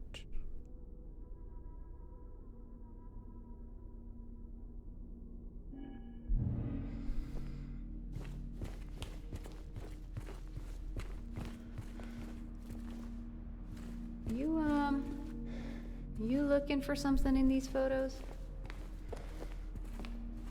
Okay. So she always makes that comment, I guess, just to kind of give you an extra hint, just to be focusing on solving this puzzle. Just acknowledging that the player is going to have to look at these things if you're solving the puzzle normally.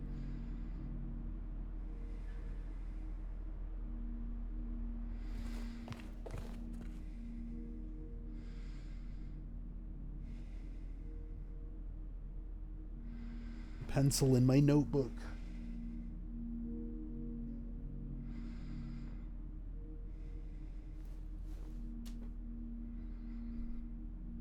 Okay. 7 nurses.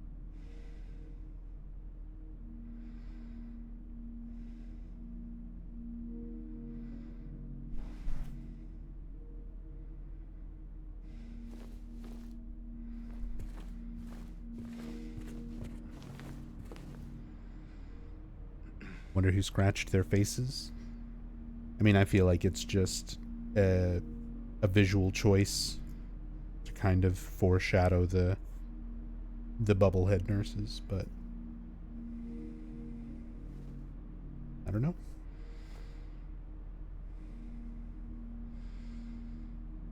2 doctors.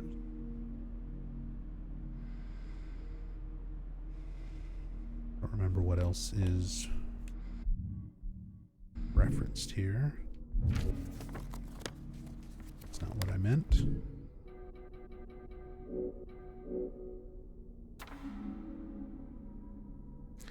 The second were as high as the number of nurses.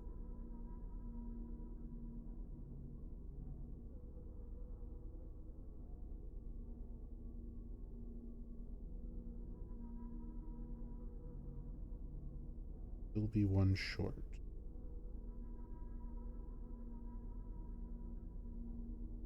Third would chop the firewood in half.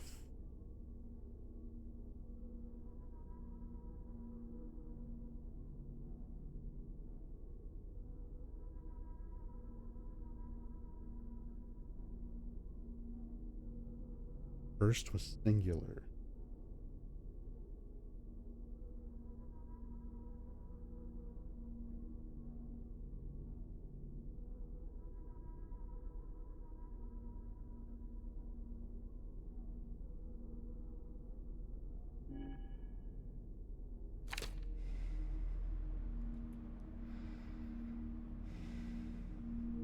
With 2 of them dead and 1 just a fraud.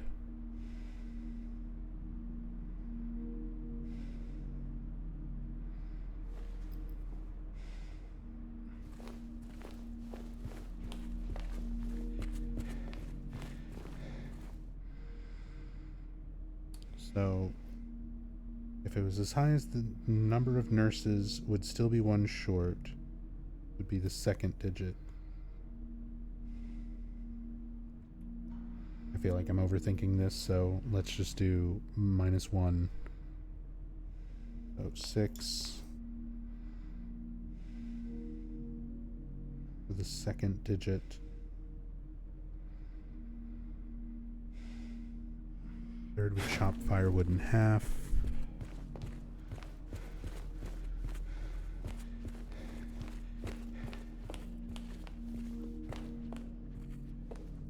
That's this one. 4 trees divided by 2. Just be 2.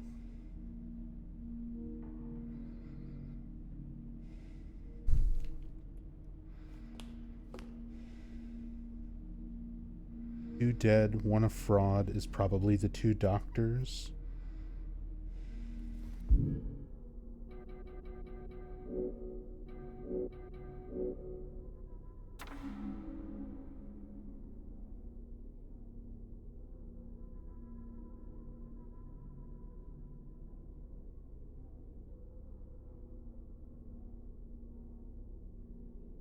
First was singular.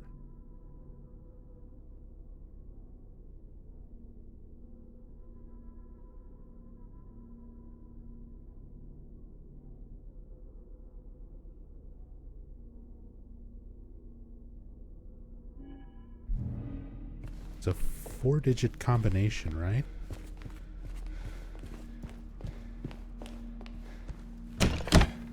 Or is it 3? It looks like there is a key in there. It is just no combination, though. We should look around. Might be written down somewhere.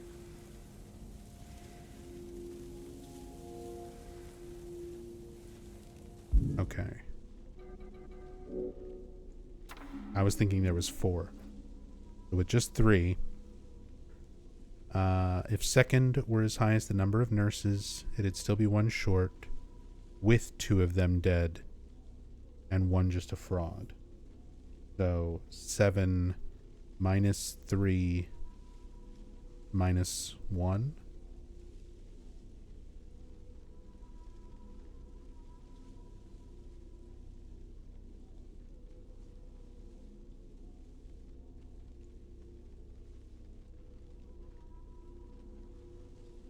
Like, presumably 1 short of 7 nurses minus the 2 dead ones minus the fraud.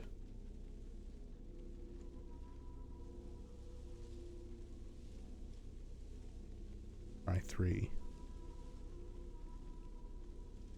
Third would chop the firewood in half. 4 trees divided by half would be 2. First was singular.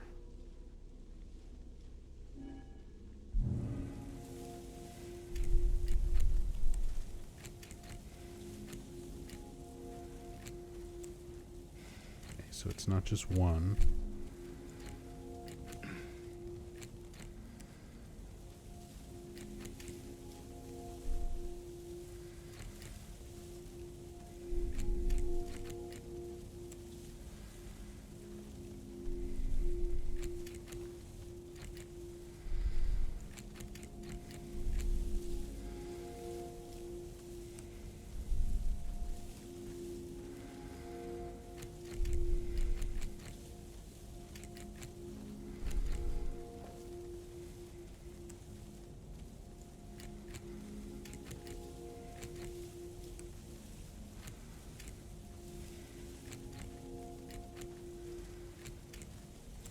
Okay, so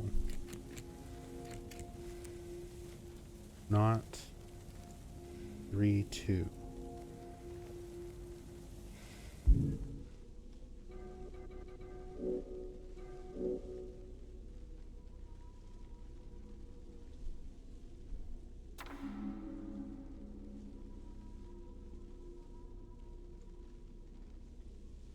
If the second were as high as the number of nurses, which is 7, it would still be 1 short. 7 would be 1 short of 8.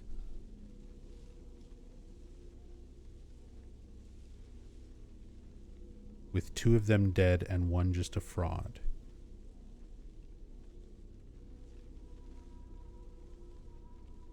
Now, does that imply that I subtract?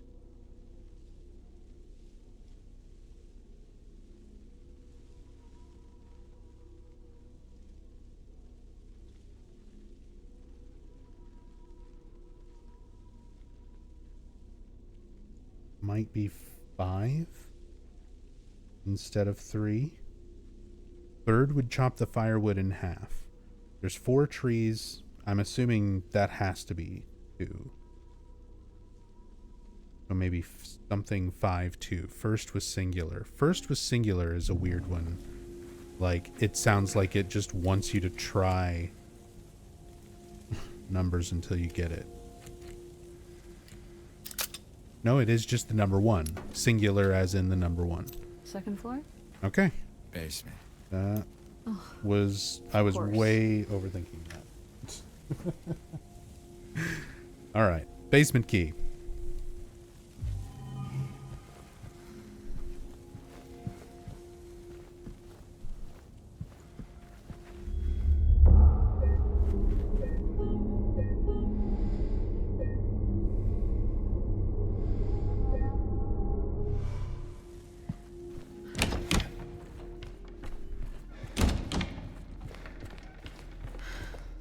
This place feels so empty. More than the other places we've been.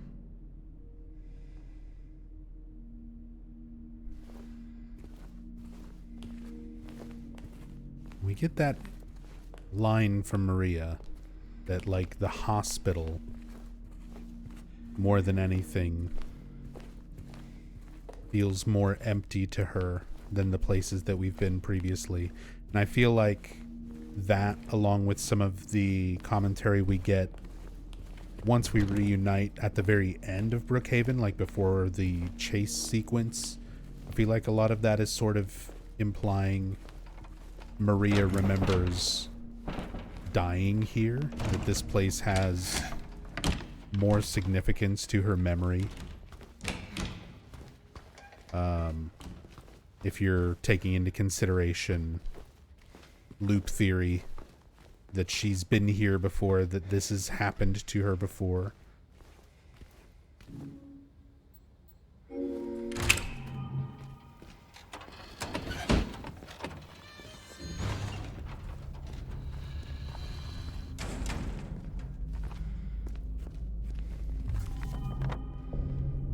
But at the same time, Hey, like... this one's open. Ooh.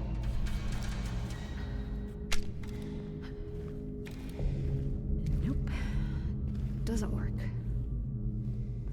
Little foreshadowing moment there as well. Hitting the button, trying to get the door to open. Just like at the end of the hallway of the Pyramid Head chase segment.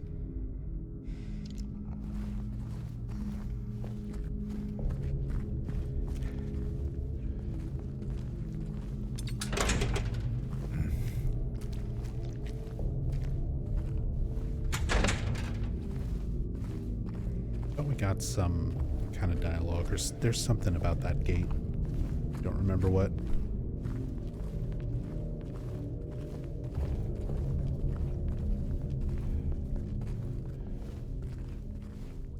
I feel like Maria's remembering things alongside with us, but remembers more than us.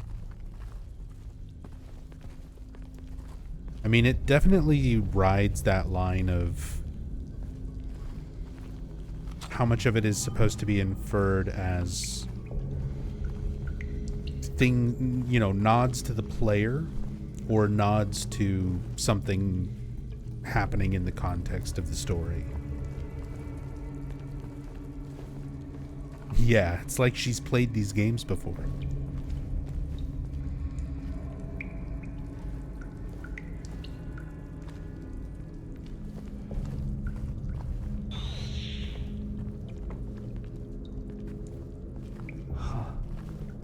Generator.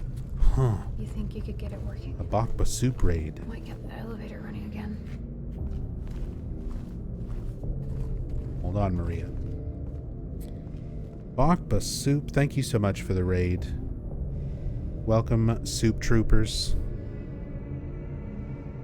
Hope you're all doing well. Enjoying your Friday night. Or whatever time it may be for you. Hello, hello. Hope you're doing well, Bach. Thank you so much for the raid. Very much appreciate it. I'm Nub Zombie for anybody who's new here. I play a lot of Silent Hill. Been focusing and streaming Silent Hill, doing story playthroughs and speed runs and all sorts of things. Super in-depth analysis for a little over 10 years. We're currently in the midst of a nice little casual story playthrough of the Silent Hill 2 remake. Talking about a bunch of little details, discussing ideas, theories, interpretations. Sharing all the trivia and stuff that I know. Yeah, welcome in. Thank you again, Bach. Very much appreciated, dude. Shoutouts to Bakba Soup.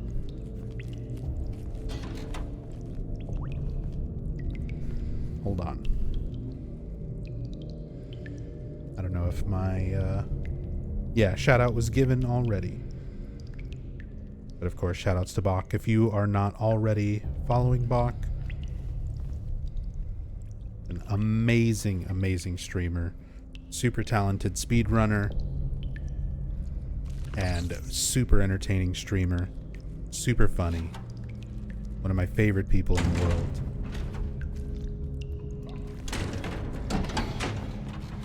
Miss you, dude.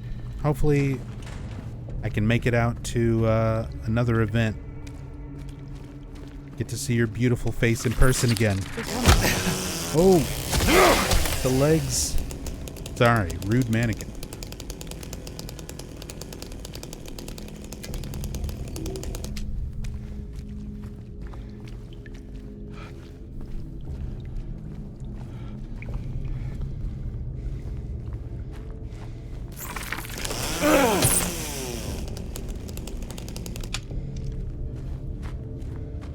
Yeah, hopefully another TwitchCon or GDQ or something.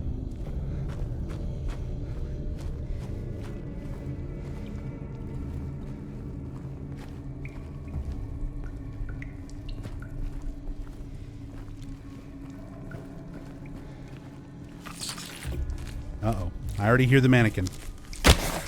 I hit dodge, too. I was too late. That's alright. We're trying to get the in-water ending anyway, so I need to take some damage. We'll just call that calculated. And no Ascension. We're not going to talk about Ascension. Although, funny enough, I think we did briefly talk about Ascension last stream. During my last segment of this story playthrough. We were talking about Ascension in comparison to how good this game is versus everything we've gotten for a while before this.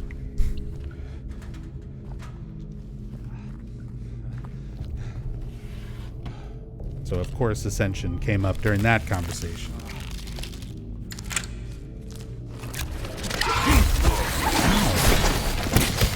I like how the gate still opened. That killed me? I didn't realize I was that low.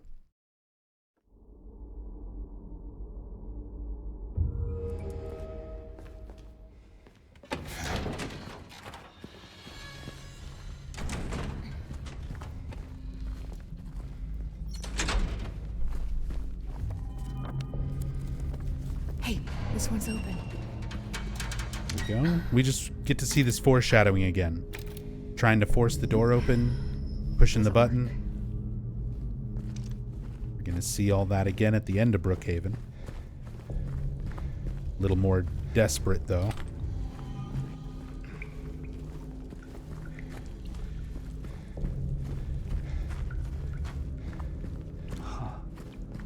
Generator. You think you could get it working? Might get the elevator running again.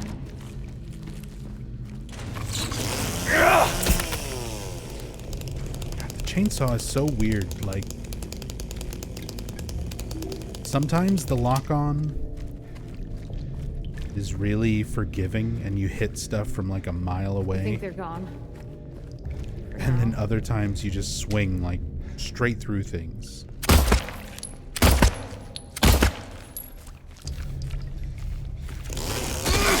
Like that. The range.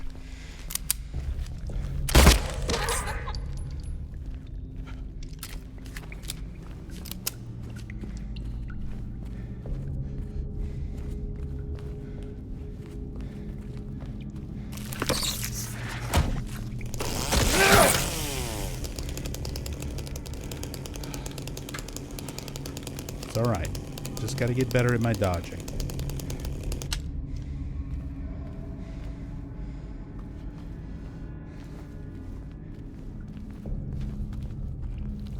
Legs in this game. Yeah, the mannequins, like, I appreciate the overhaul on all the enemies and stuff for this and all the different variations of them. But the new mannequins are a nuisance.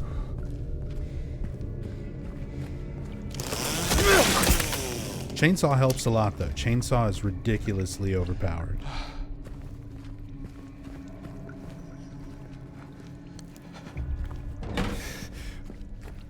But at the very least, if you're running New Game Plus, it's not that bad.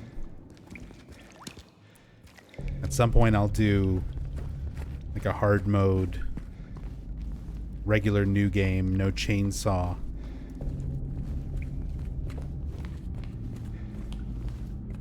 Do some more challenge runs and stuff in the future, but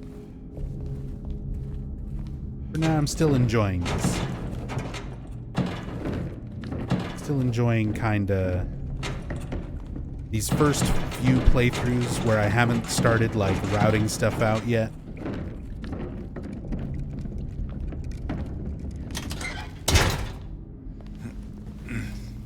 Hey, where are you going?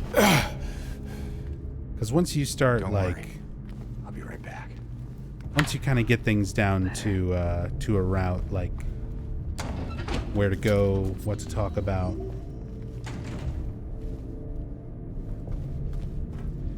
It's thorough. It's good for the story playthroughs and stuff. Don't get me wrong.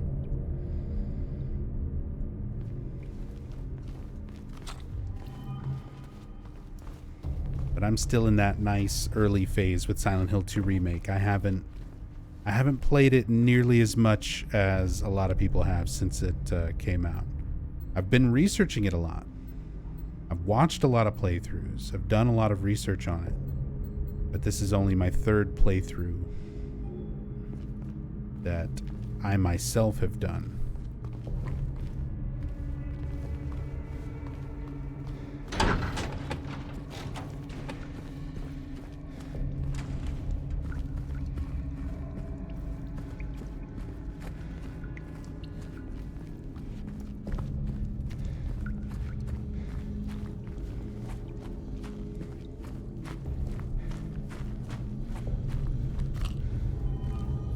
Ammo there. I don't know why I'm going out of my way to collect so much ammo, even though I'm just kind of relying on the chainsaw for most of this anyway. Just want to make sure I'm not missing any other little pickups or details. And for everybody who came over with Bach and you're like, what is this guy doing? This is a lot of it. I kind of take my time during the story playthroughs to the point of just really looking for all these little details, like the crutches stashed away under the piping that I didn't notice running around.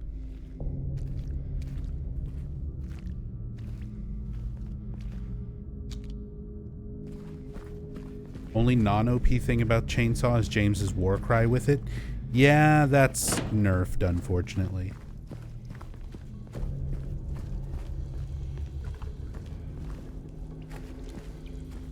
The original Scream had, like, just so much force behind it. I think Geisy, he did a great job with that. That yell in the original.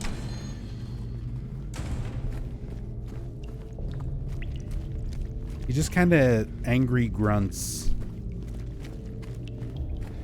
Like, don't get me wrong, Luke Roberts is an amazing actor, performer. Like, I really like his performance for James. The chainsaw yell, it's a little underwhelming.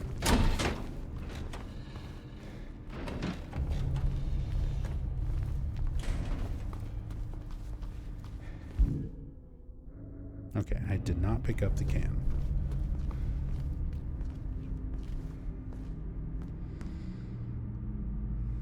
$1932. Okay, wait, so is this the layout? This one might be the OG layout. Because I was looking at one of the ones that's in the lobby, and it's different from the map you pick up, and it's different from the layout in this game. But it doesn't quite line up with the OG. This one might. At some point I need to grab the, just pull up the maps and compare them.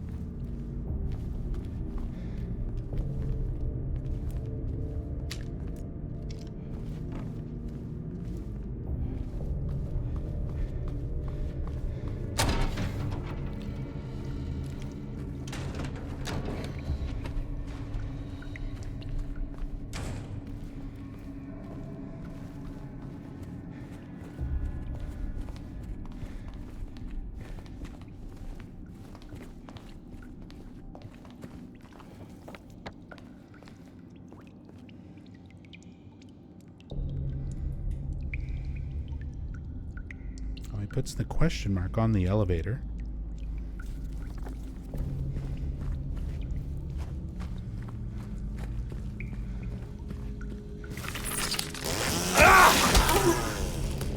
Yeah.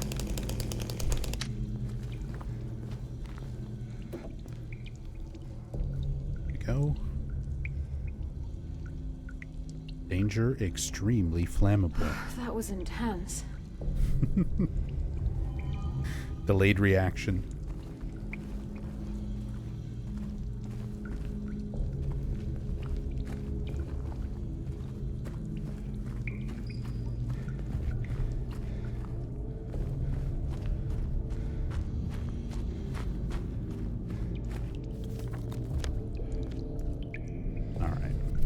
to the fuel tank.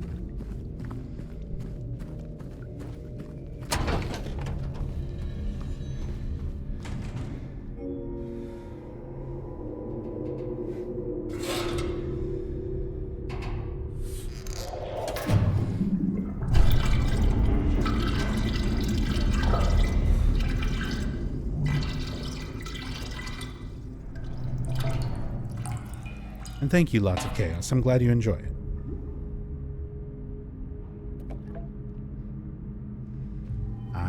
I know the slower, more thorough, more methodical take to games can be like infuriating for a lot of people to watch. It's not everyone's cup of tea. I get that. Some people just want you to like, or come on, like just do the thing, just go. And the thing is, like, eventually I, learned to speed run. Like at this point I already speed run every other game in the franchise, with the exception of like a couple of the games. But even some of the more obscure ones, like I speedrun the arcade game and the play novel, and so at some point I'll learn to speedrun this. Trouble is, yeah, once you learn to do that, it's hard to not do that anymore. Like, I'll still go slow and take my time with story playthroughs just because it's what I like to do, but it definitely becomes more routed once I start speedrunning it, just because by that point I'm gonna be so overly familiar with everything. Yes! Did it. Let's check out that elevator. There's no surprise left. So that's what I like about these first playthroughs. I can be thorough. I can like share a lot of what I've learned about them, but I don't know absolutely everything. Some of these, like, for example, the puzzles. I've taken down notes and stuff for like the differences between the puzzle difficulties, but it's my first time doing the puzzles myself, so I don't remember all the solutions and how to get everything off the top of my head yet. So I get to, actually think about them. I don't have it all just memorized and routed.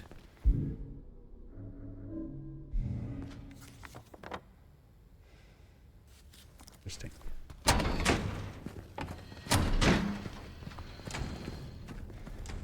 right.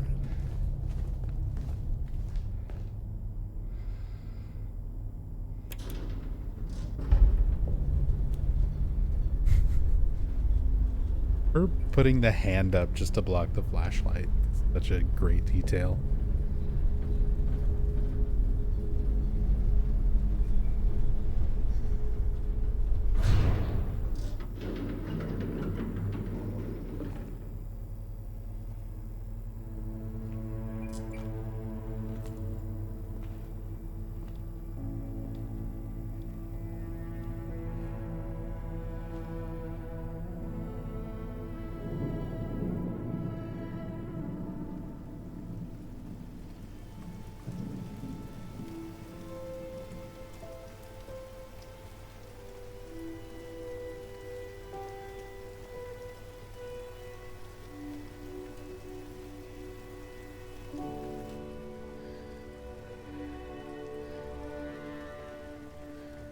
Maria?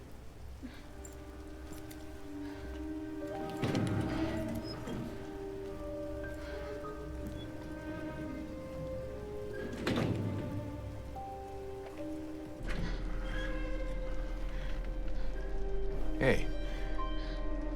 You okay? I'm sorry.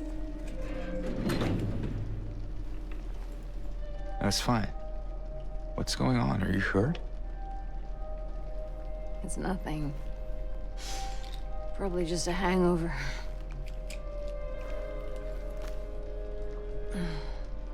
Maybe you should rest. Yeah. Okay.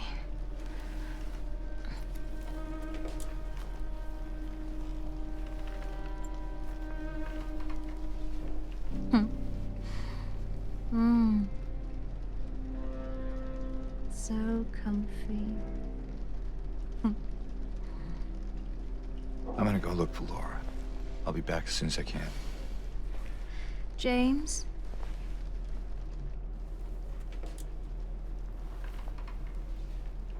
I wanted to ask you. What if you can't find Mary? What will you do?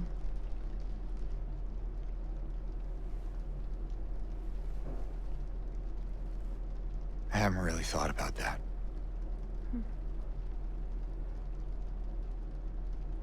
Get back soon, okay?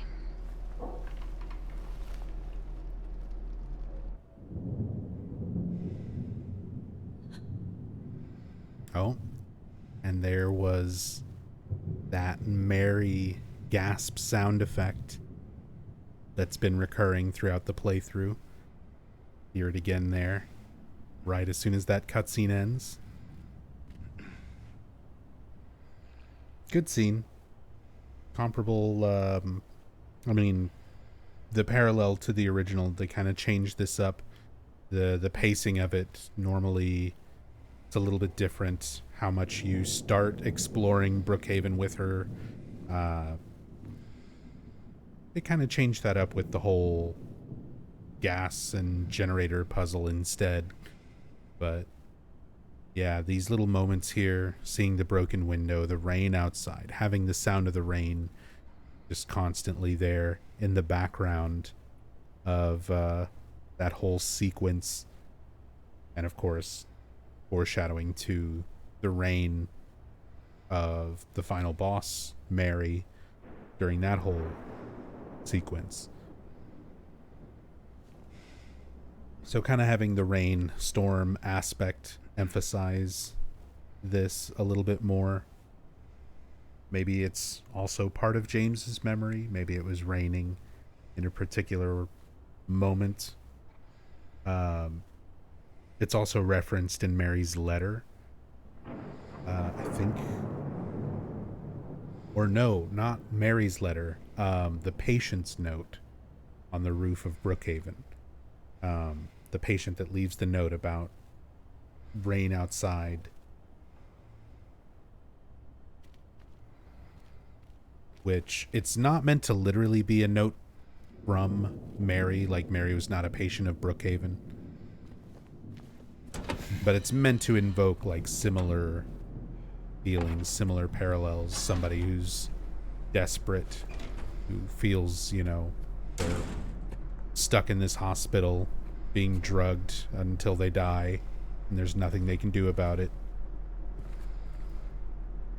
So you're meant to draw that parallel, not, you know, assume that Mary was literally a patient. Sorry, I just need a moment.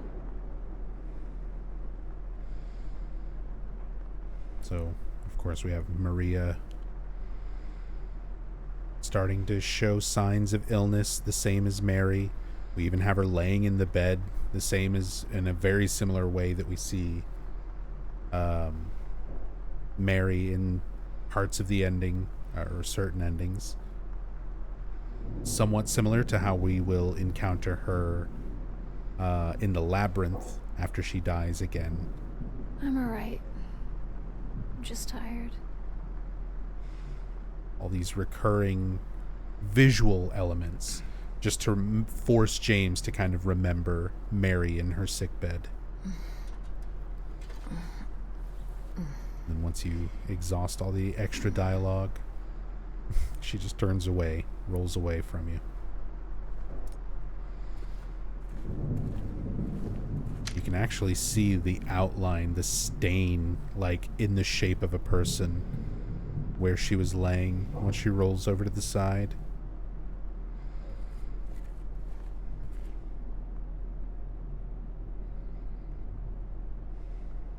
Again, if you imagine Mary with her illness, which left her with open wounds and sores all over her body, would have stained through her hospital sheets, stained her mattress. Something that James would have seen and experienced at some point. Several times.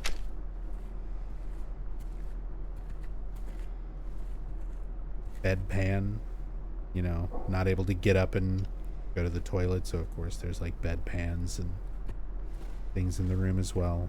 Other aspects of kind of the more disgusting aspects of this type of illness, having to deal with these sort of parts of hospitalization.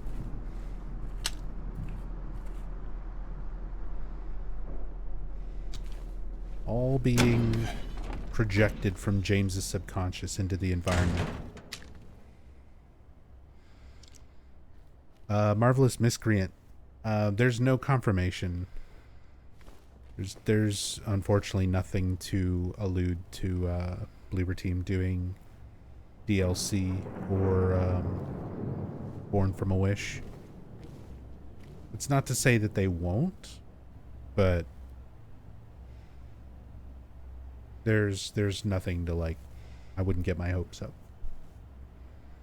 You feel however you want to feel about it, but I don't think it's worth worrying about right now. I would just assume it's not going to happen and be pleasantly surprised if it does.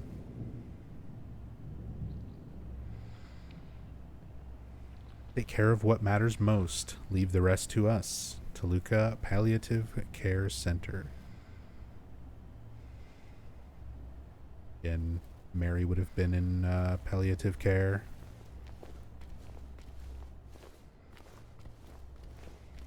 Leave the rest to us.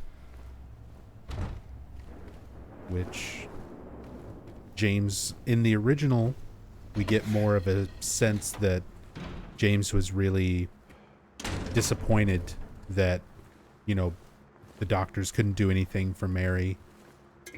You get an audio exchange between James and Mary's doctor that sadly is missing, got cut from the remake.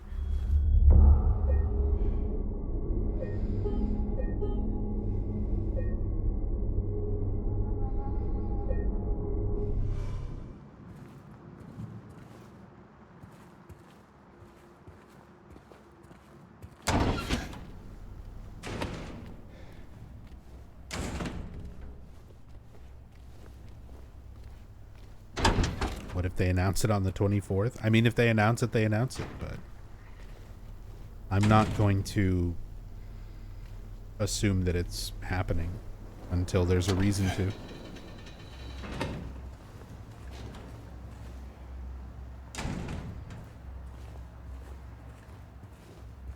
I definitely wouldn't expect anything before Chronos: The New Dawn, Bloober's new game.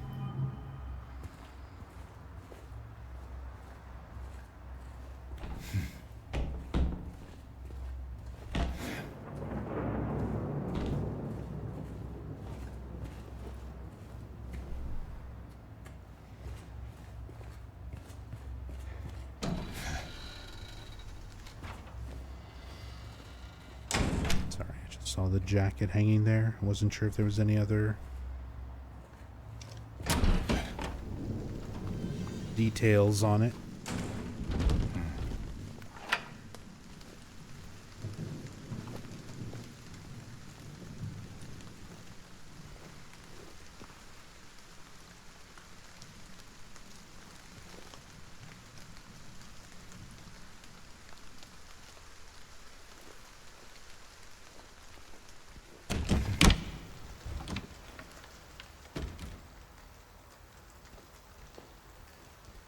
Love the atmosphere changing, the storm rolling in, everything getting darker outside.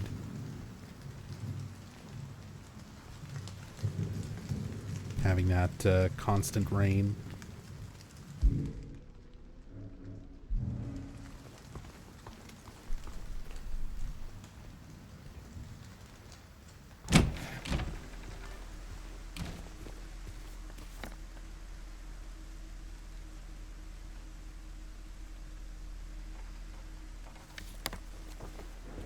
There's no glass crackle by the window. Yeah, that's one of the things. I think I may have pointed that out on my first playthrough, where in the original there are so many variations of footstep sounds that correspond to the type of texture that you're walking on. So if you're on tiled floor that's wet, if you're on dry tiled floor, if you're on carpeted floors, if you're on areas where there's broken glass. In the OG, like, all of that had very unique, very distinct sound effects for the footfalls.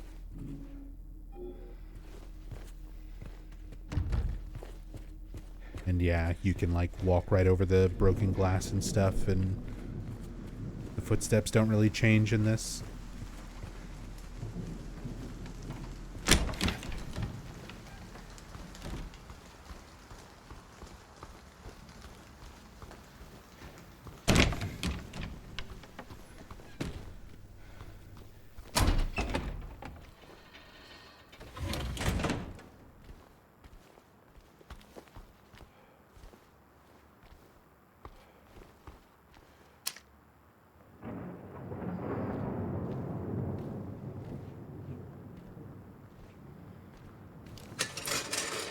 Streak of blood on the wall going back behind the bed. The old CRT on the wall mount up in the corner.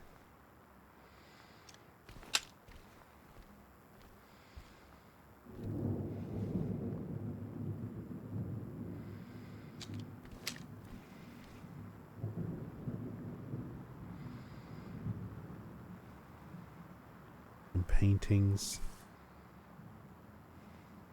A lot of the artwork is like landscapes and stuff, but sort of vaguely abstract as well.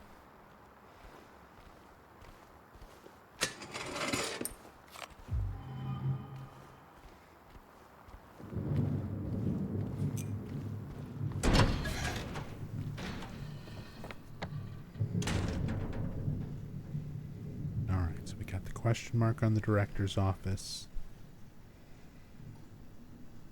The M for Maria. Waiting in C5 or resting in C5.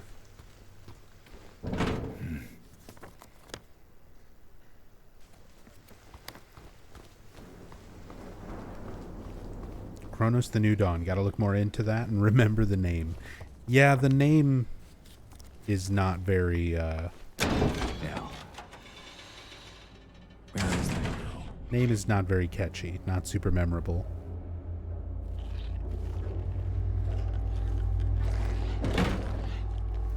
Alright, introduction to the Bubblehead Nurses.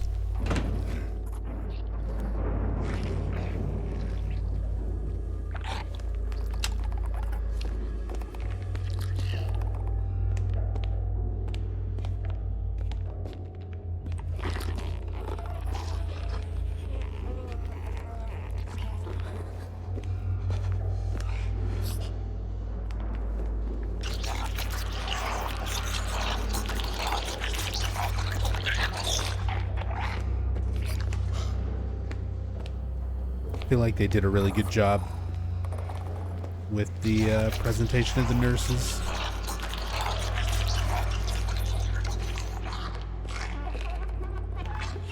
Especially in these like idle animations, the sound effects, a lot of the new sounds that are also mixed and combined with some original sounds as well.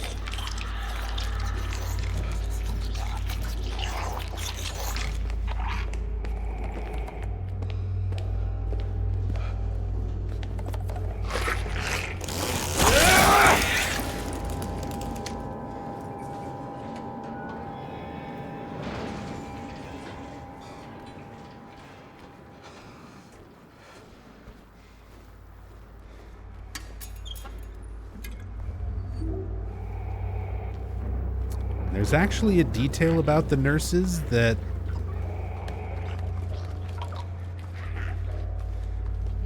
I don't know how else to really talk about it. Let alone show it. Definitely won't be something that I can put on like a YouTube iceberg. But this game has been patched a few times already. Even technically before it was released, there's like a 1.0 version that's on the disc, the physical disc for the PS5 release. And then there's like that version is not what people played on launch. On launch, it would have automatically updated to a slightly newer version where there was some changes to stuff like the dog ending is pretty noticeably different. A lot of camera angles for cutscenes and some of the visual effects are different, where they slightly changed stuff.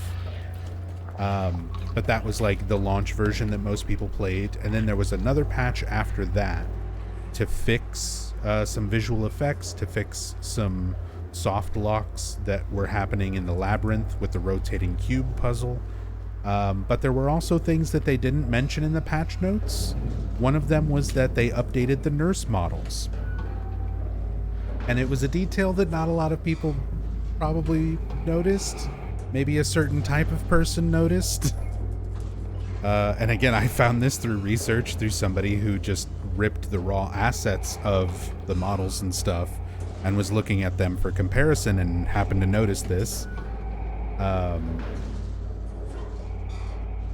But the nurses had fully textured genitals, female genitals. And they actually patched that in the patch that like fixed the labyrinth issues and all this other stuff so that it was not as distinct, to make it look more just like underwear.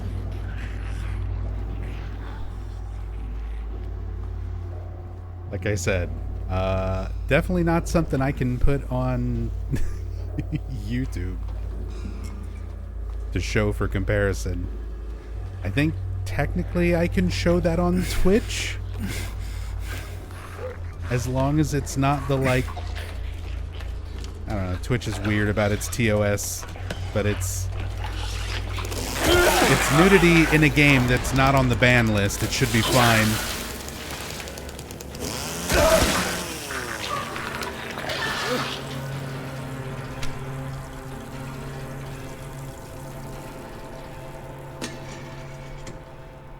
But, yeah.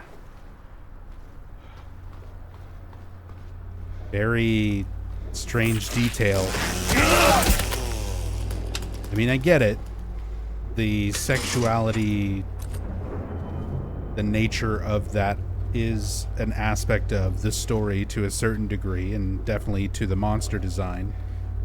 And Ito is still there for the monster design, so it's something he wanted it in those creatures in the original that is still there for this design, but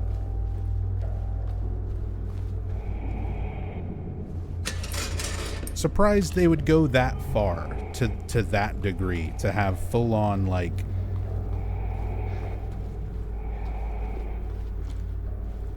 textured nether regions.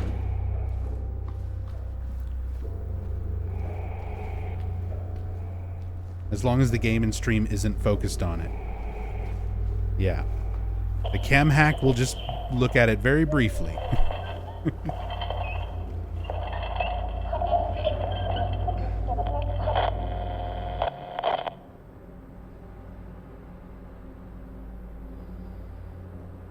Some vaguely disturbing audio. A lot of stuff like this that I, still need to analyze closer. Like what it could potentially be, what the sound is trying to explicitly be. Like you can hear that squeaking, I don't know, almost like, is it moving one of the beds? Is it like tightening straps down for like equipment. You can definitely hear like the voice, the struggle in somebody's voice.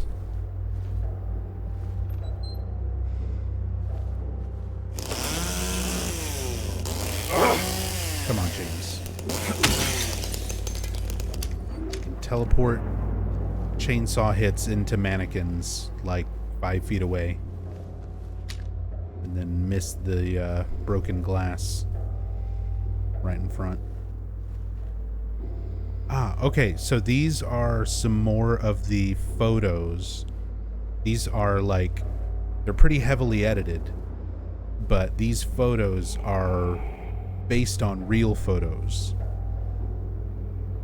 that are public domain from like the Library of Congress, actual historical photos of like nurses and doctors showing treatments and things that Bloober Team took and like heavily edited. They like this, you can see this one.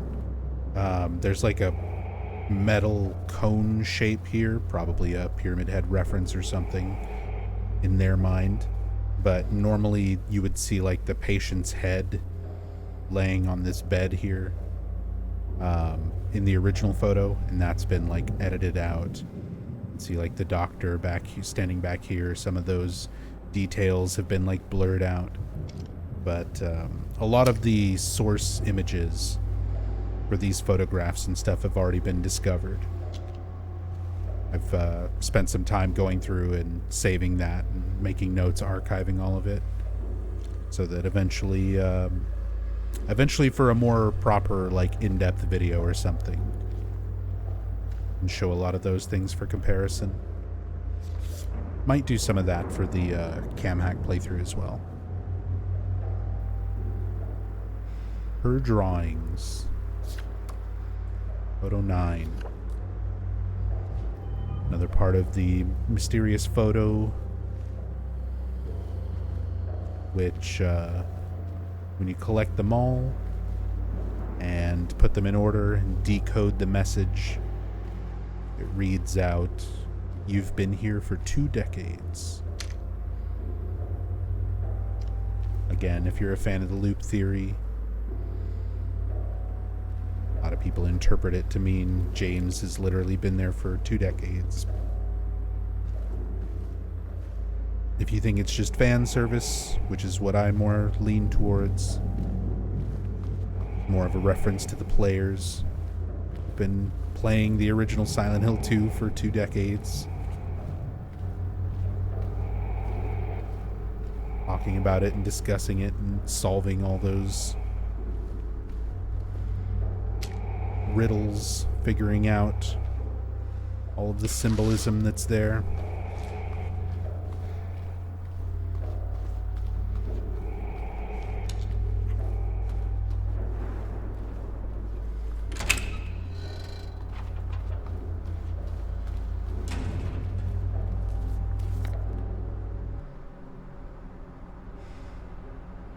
So that door opens up, this side opens up.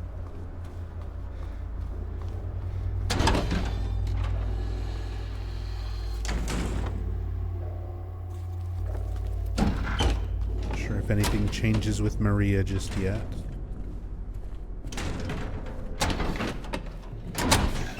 Although actually, see, these are the moments where I'm torn. Because for the sake of being thorough, I like going back and checking on her to see when dialogue happens, when different stuff happens. Because a lot of stuff will change there, depending on when you go and check on her. But it also influences the ending. It's one of the factors that will affect what ending you're going to get. And it'll give points towards the Maria ending, going and checking on her more often.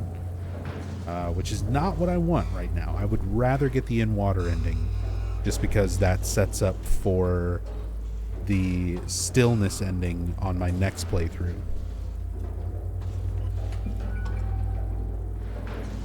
The code has been reset to what we agreed on during yesterday's meeting in the doctor's lounge.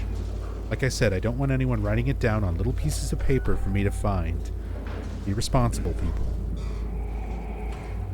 Stuff like this is kind of funny to me. Like, when they acknowledge in-world, like, little scraps of paper with passwords and codes and shit. People leaving keys where they're not supposed to. All these things that if they didn't acknowledge it, you just kind of accept it as like, yeah, it's a survival horror game. There's memos with passwords and things for solving puzzles just left around just because that's how these games work. It's always a little bit funny when you read notes where they acknowledge that stuff.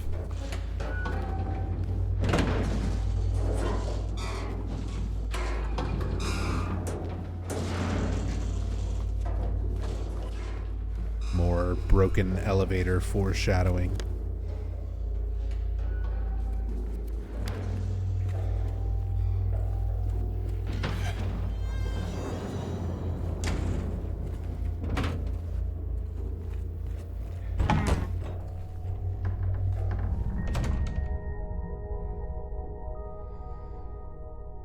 And there we have memory of the past.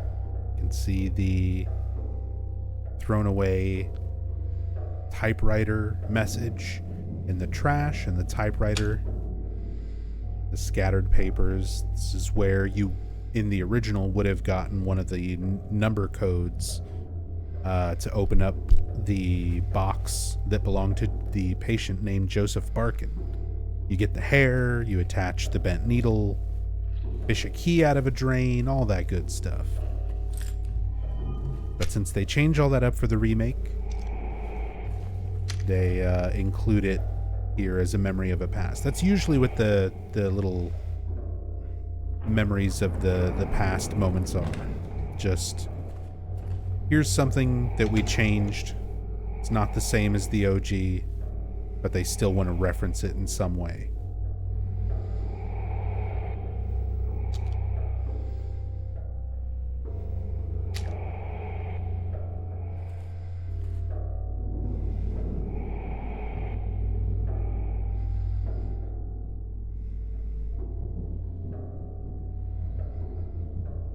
Some of my favorite ambient music and sound here.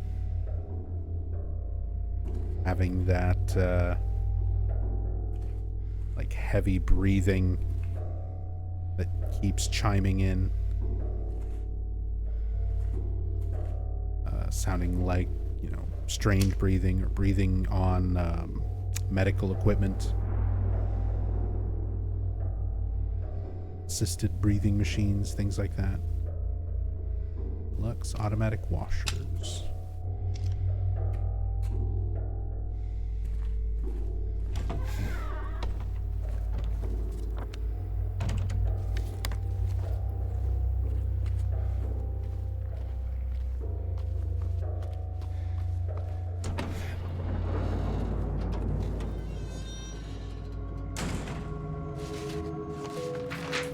Poster of sailboats.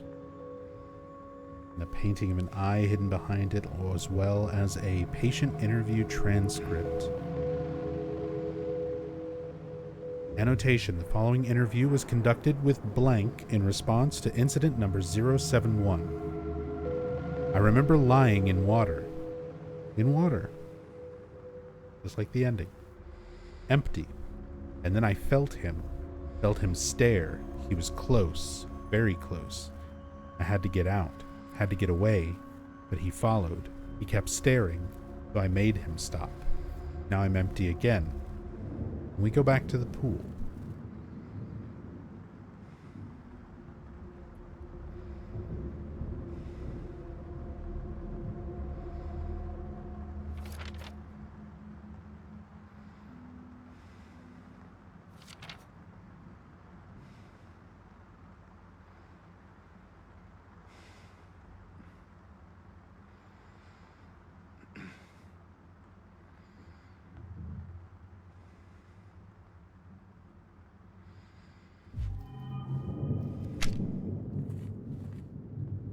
Mentions staring. paints, presumably in blood, an eye on the wall behind that poster. Somewhat similar, we see an eye on the grave where we pick up the Crimson Ceremony.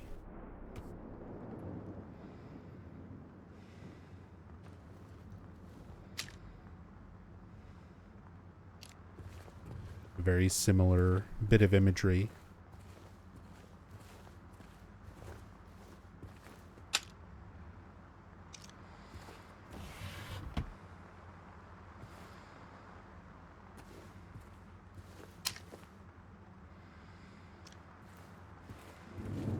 Another one of those things I'm honestly not sure if it has a more direct intentional meaning. It's meant to be more interpretive.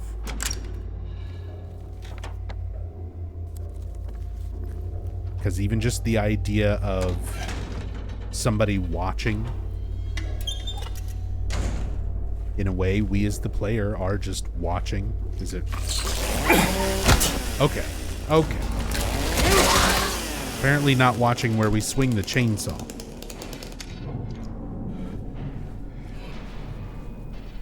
But I feel like there's a lot of, I don't know, somewhat meta things in this game that makes it hard to really accurately place what's meant to be taken as part of the narrative, what's meant to be kind of meta and like nodding to the player.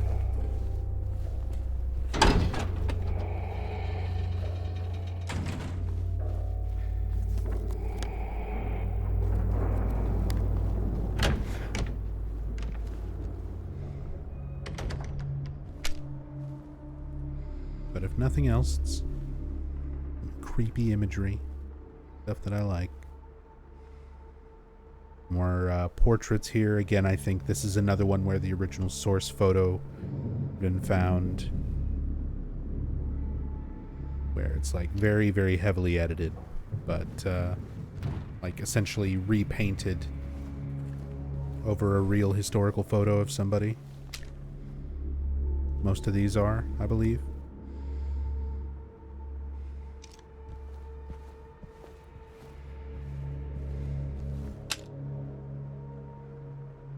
So here's our information about the 3 patients that were mentioned. Evaluation card, patient number 0130.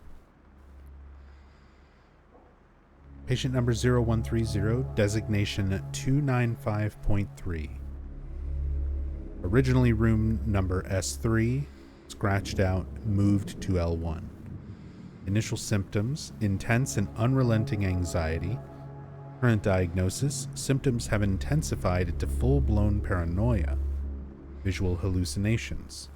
Recommendations, increased medication, can't be left alone. Move to L1 for closer monitoring.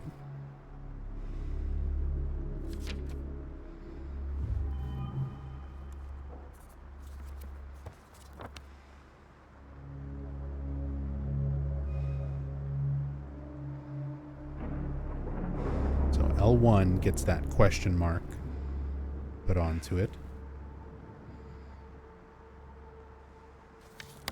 And it said they were originally in S3.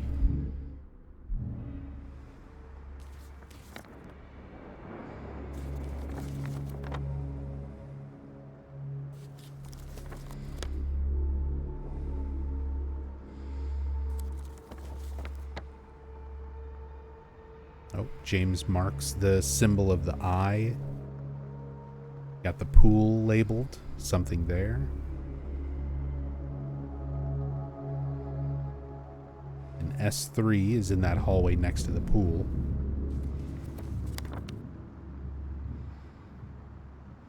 So the patient note saying, you know, the interview mentioning, can we go back to the pool?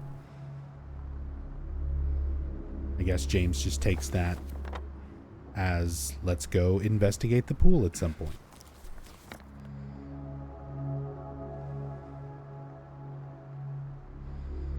So patient was moved from S3 on the first floor to L1 to be closer to the director's office.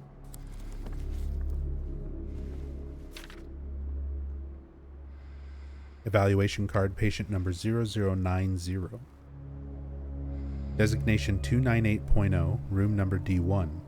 Initial symptoms, sensory delusions. Current diagnosis, insomnia. Refuses food, water. Delusions persist. Delusions are a big part of this game, especially for James. Recommendations, forced feeding and hydration. Bathing required to be carried out in the treatment room. Sleep medication, constant surveillance. So again, little things that are supposed to be somewhat parallels to our characters or to James. Not, I think, to literally infer that he was a patient at any time.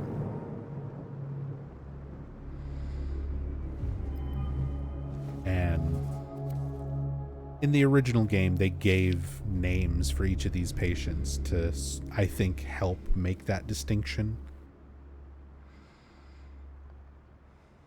Evaluation card, patient number 0050. Designation 301.3.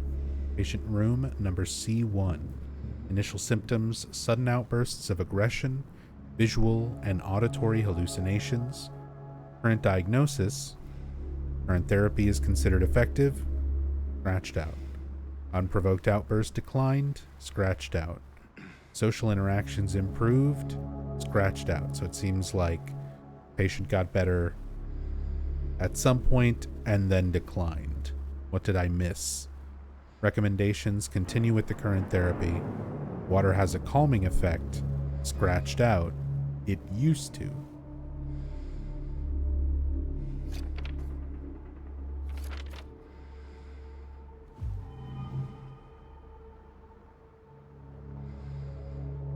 So it kind of gives a little bit more significance to things like the rain and the pool.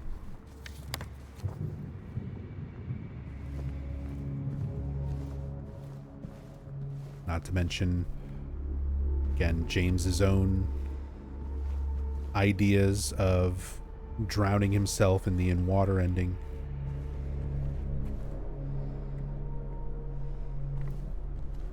And back here we have the red room. The big red curtain is very just Twin Peaksy.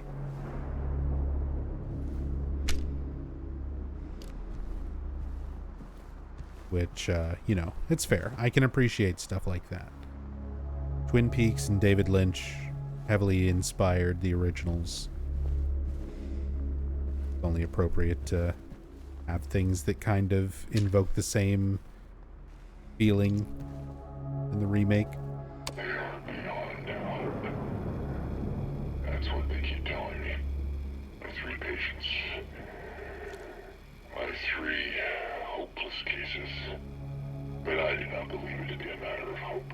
It is a matter of diligence, discipline, trial and error, of being as bold as one can be, to go as far as one needs to. I will find what it is that truly ails them, and I will cure them. So that's supposed to be the hospital director. We hear these little voice clips. And that voice that you're hearing is Luke Roberts, the voice of James Sunderland, the actor portraying James himself, is also voicing the hospital director.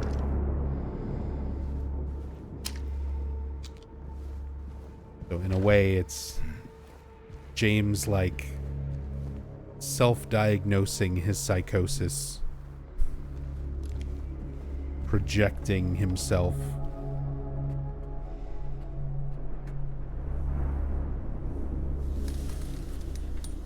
Trying to break free of his delusion.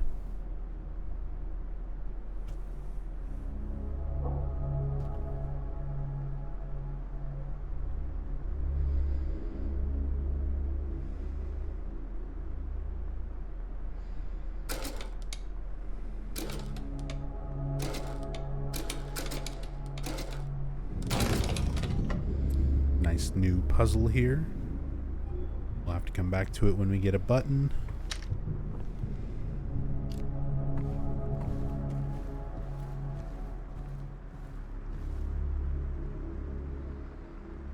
And holding a key, where we can place 3 patient wristbands.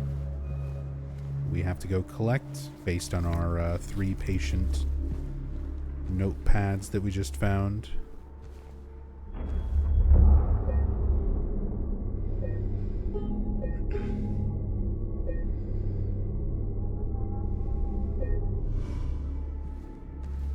Hey, Funkadelic.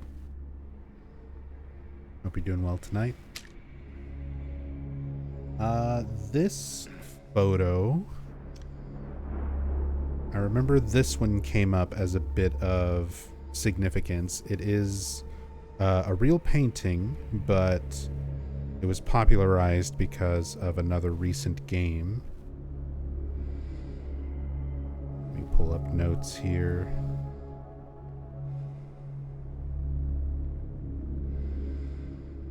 So this is the Isle of the Dead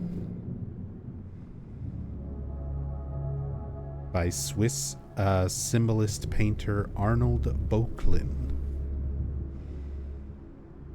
And it was featured in Signalis. And Signalis itself was very heavily inspired by the original Silent Hill 2. It's essentially like a love letter to the Silent Hill games, and specifically Silent Hill 2. So a little reference in a reference here with this painting.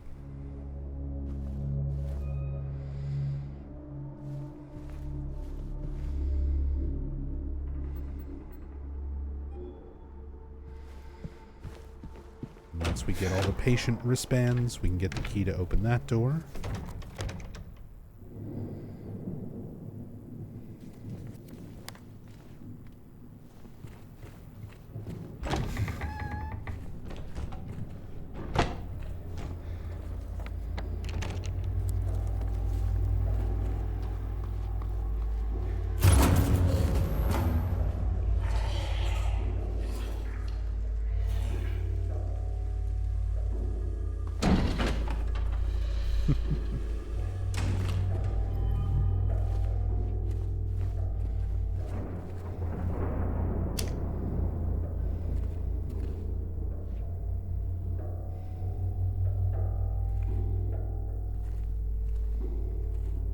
Wheelchair with some clothes and stuff abandoned.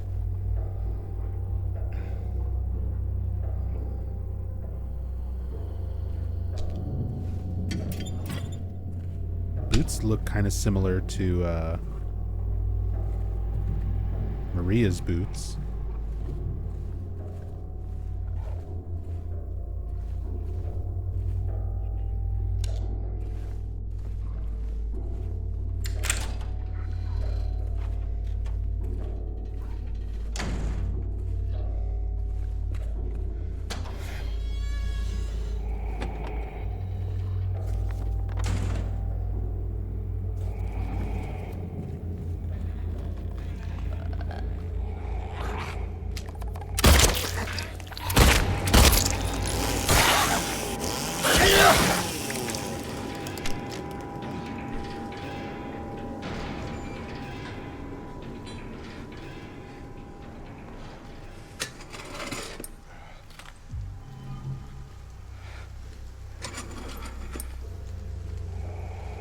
I do like this sound design for the rain, how it's like more muffled when there's all the windows closed.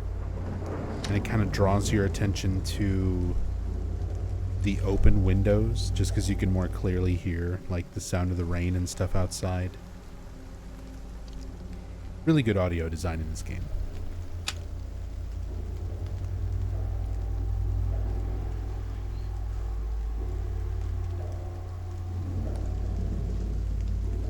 Again, a lot of these paintings and photos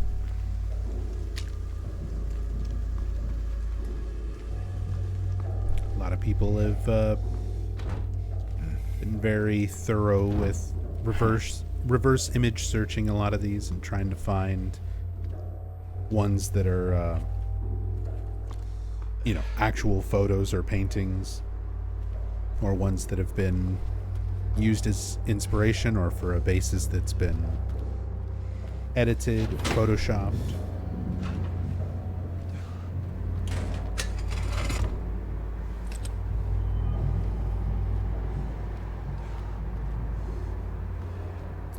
Here we go. Camera angle, we get the static camera angle, same as the original game. The location of Joseph Barkin's puzzle box or locked box. Had to find the lapis eye key, the purple bull key, and 2 numerical codes to open this in the original Silent Hill 2 in order to get a single piece of hair, presumably the hair of Louise Barkin, Joseph Barkin's daughter. And there was actually a message referencing her. Louise, I'll take care of you forever, written on the wall here. In the original, you can still see little remnants of it, even with a lot of it smudged away.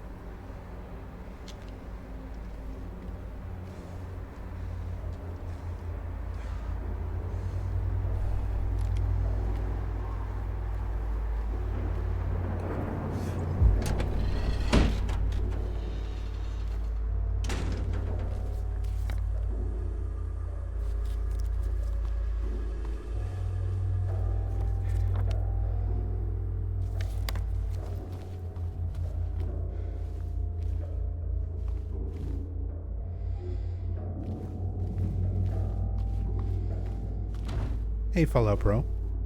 I've still avoided this remake, and I'm sorry for such a mundane question you've been asked 1,000 times.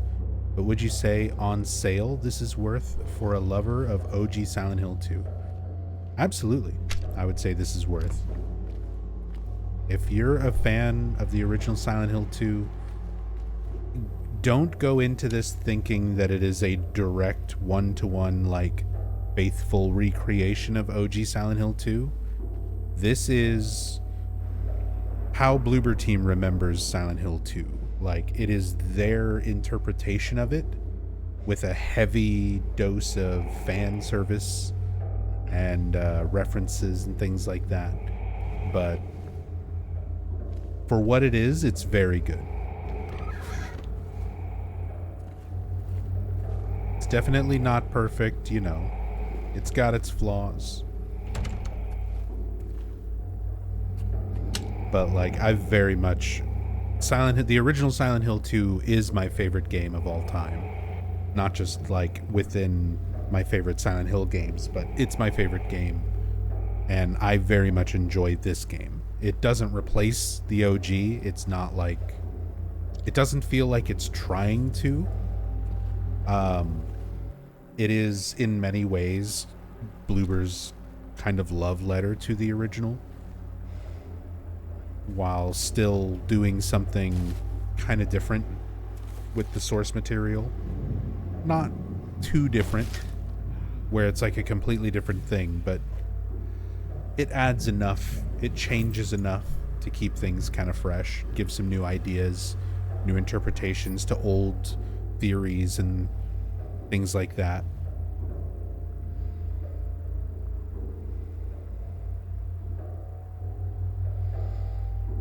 I just pricked myself. I miss that dialogue. Stuff like that, like in the OG, being able to explore with Maria, having her with you, getting that little moment of, you know, James commenting about pricking himself with the bent needle. I kind of miss those little moments, since they pace out Brook Haven a little differently.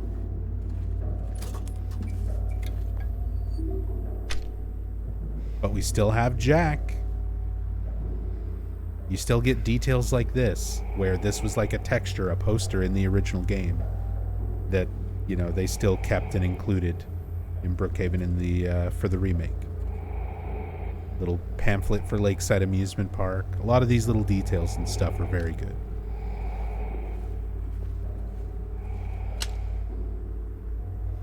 Patients' well-being is in your hands.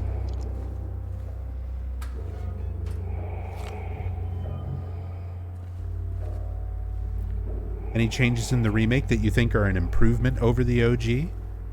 The most notable thing, and it's purely because the technology was not available then that is available now, but the physical performances, like the actual acting performances for each of the characters, because we've got so much more detailed, you know, scanned models and up close, you know, all those little micro expressions and very small like muscle changes in the face that are captured into the characters through the actors. You're able to get these really, really nice, subtle facial performances and body performances for a lot of the cutscenes, and stuff like that is really cool to see compared to the original, just because, again, the mocap for the original was super groundbreaking for the time, but that level of detail just wasn't really quite there yet. So stuff like that just is really, really cool to see, and it adds a new layer to how you interpret a lot of these scenes based on those little, you know, mannerisms and face muscle twitches and things like that that are super subtle. There's a lot of stuff like that that I really like. Guess it's fine waiting for a discount still. Oh yeah, sure. Like, honestly, never buy a game at full price. Things will always go on sale. And yeah, you can always, if you're willing to, if you don't care about something enough to like where you're gonna obsess over it and get it on launch like I am with this, then yeah, if you've already waited this long, wait for it to be on sale for sure.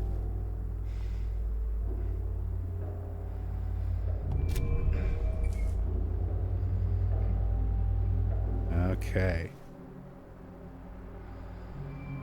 So,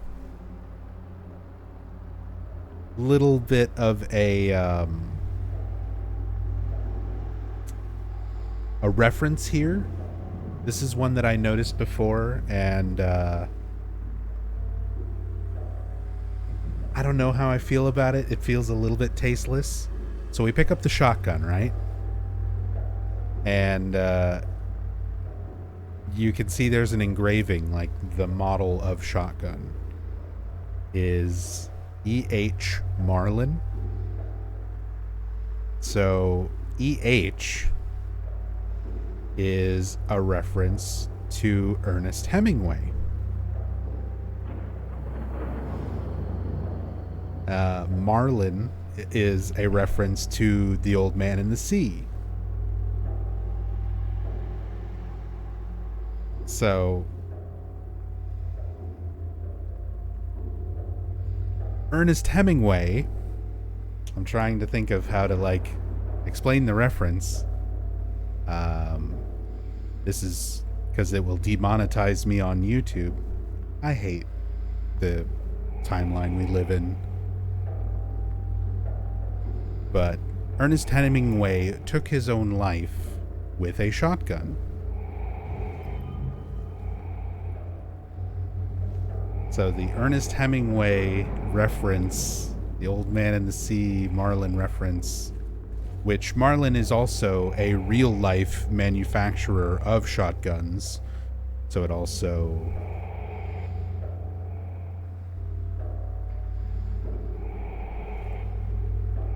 also is a reference in that regard.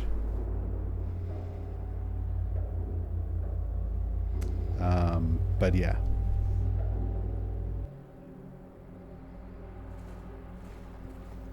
I don't know I don't know how I feel about that reference. That seems a little lacking in taste.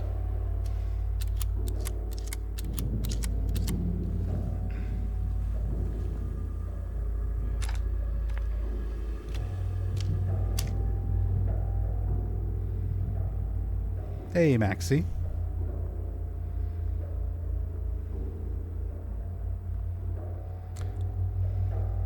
Hope you're doing well, dude. Miss James saying, yeah, after Maria asks if he's okay. Yeah, there's a lot of those little moments. Little interactions, little moments from the OG that I miss. That there's not really something comparable in the remake. Or it's not delivered as well. Sort of like the thanks after the ring. Twerk your way to the top. Did you ever make a video showing off all the super special goodies you got for extra pre-ordering, special bonus buying? Not yet. I mean, technically, I guess I can show that, right? There you go. Here it is.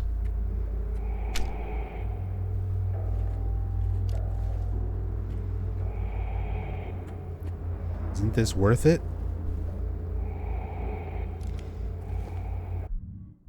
I'm so glad I bought the game on launch to play it 48 hours early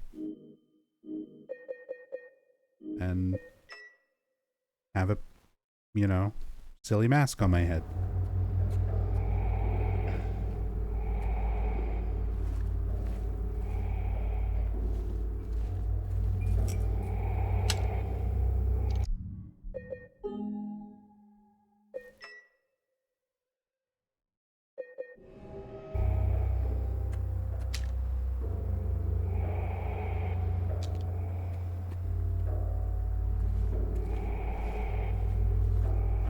You were excited about the Ito art book? I was excited about the Ito art book. So, I mean, that is something maybe I'll make a video on. Or at least utilize in something in the future. But I was hoping for a book to be, first of all, a physical release of a book. It was just a digital art book. Second of all, it's kind of lackluster. Like, there's not much to it. Still a cool thing to get.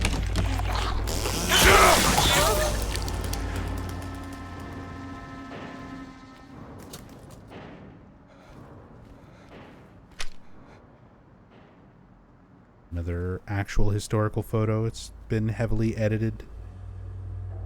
Pretty much all the photos of nurses and stuff you find like that are.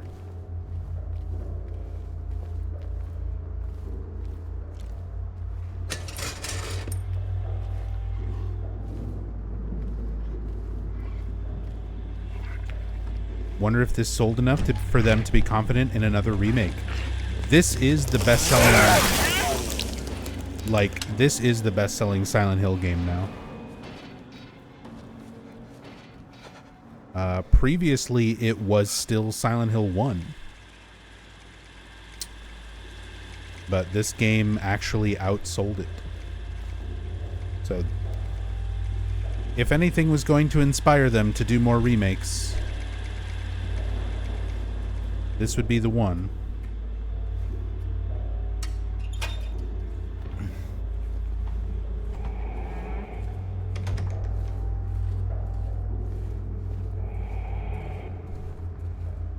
That the remake of Metal Gear Solid 3 will sell a lot for Konami. It's going to be night and day. Like, Metal Gear is so much bigger of a franchise. Like, has a much larger fan base. And typically has much bigger sales numbers compared to Silent Hill. So, yeah. Delta is gonna sell like fucking crazy. Like, don't get me wrong, this being the best-selling Silent Hill game, as well as it did, you know, it's impressive. Bloober did a really good job. But it's going to be like nothing compared to Delta sales, I'm pretty sure. Morse code here. So there are some hidden messages that are being sent in Morse code throughout various parts of the game. So this TV, in my first playthrough, I noticed that these TVs sound weird. They have like a clicking sound. It sounds to me kind of like a projector running. Turns out it has such a distinct sound because it is a coded message. So you can hear each of those little clicks and pauses, which are representing short and long, or dots and dashes in Morse code. And let me pull up my notes real quick. Because there's two different Morse code messages.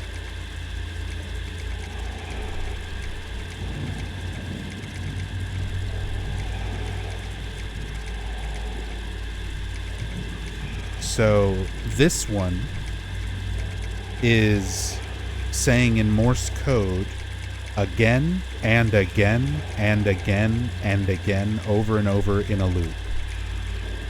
It's just those two words, again and, repeated over and over, again and again and again and again.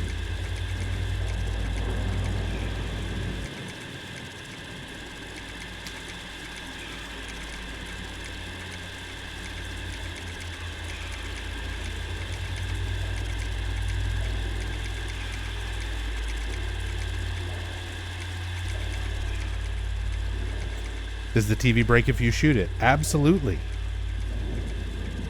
If I shoot it, if I hit it.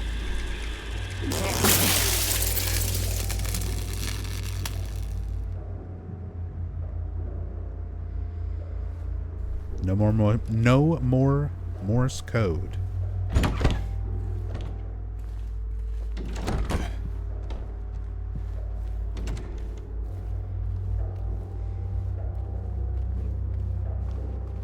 Light sources going out is pretty cool.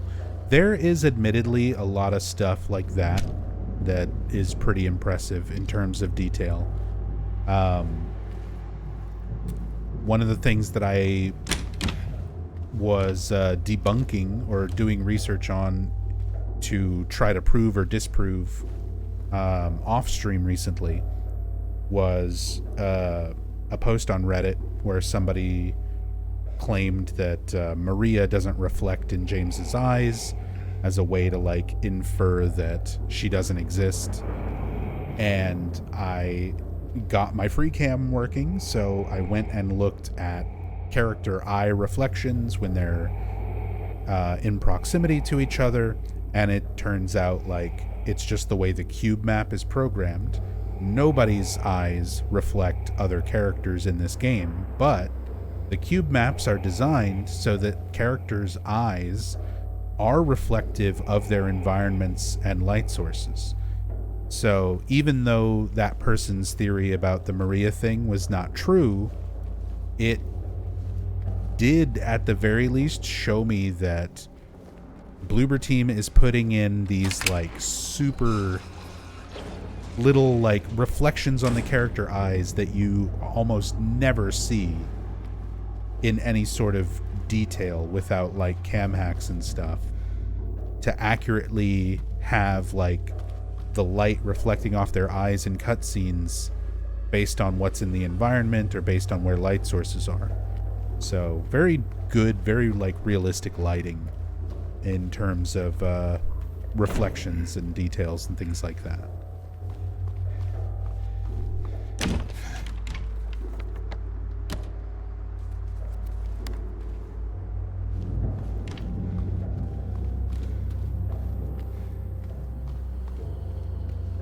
Probably the first TV you've seen break in years in a video game.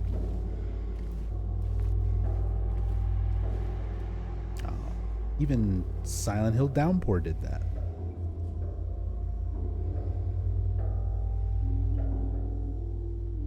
Oh, we hear Laura.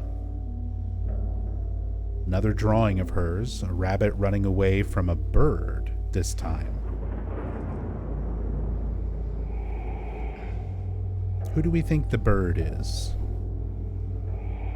If she views herself as the rabbit, and she views James as the angry dog,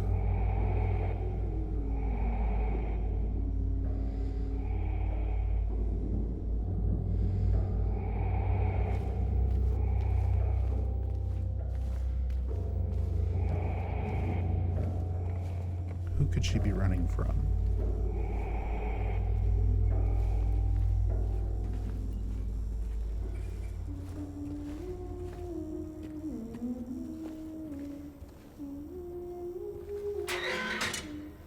Hey, are you okay?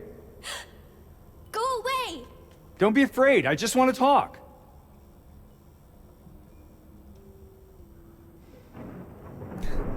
She runs off and then you can hear her go right back to humming. Just more faintly there.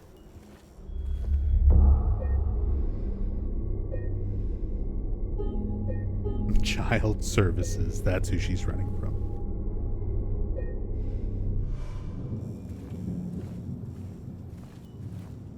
Is there a possible no map run?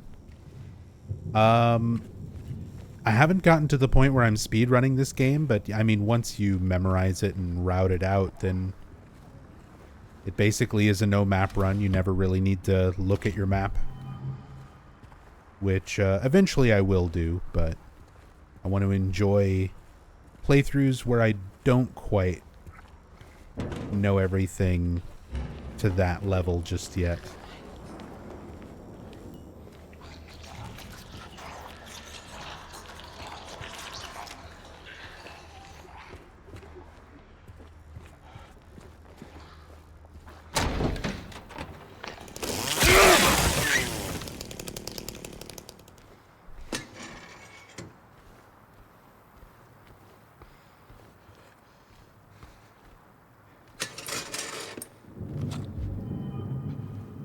The stairway chugs on the PC version. Oh yeah. If you actually watch during my first playthrough, when I was playing on PC, something about all of the light sources here, like this, that light, the red square, and the reflective water, like all of these things combined in this one little corner here does not play nice with the game engine. So yeah, like playing this on PC, I was having some issues here. It's not bad here on like PS5. It's pretty smooth, and I'm still on quality.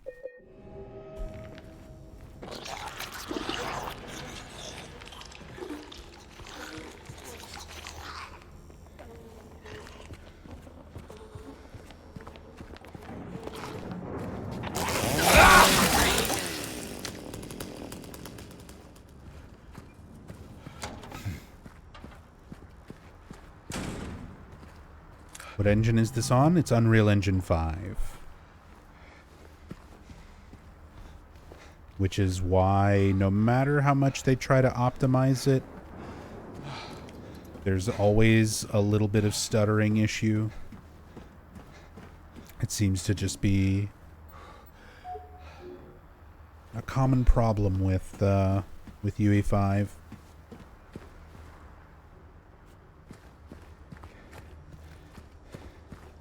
Like, it's really difficult to get it optimized properly, apparently.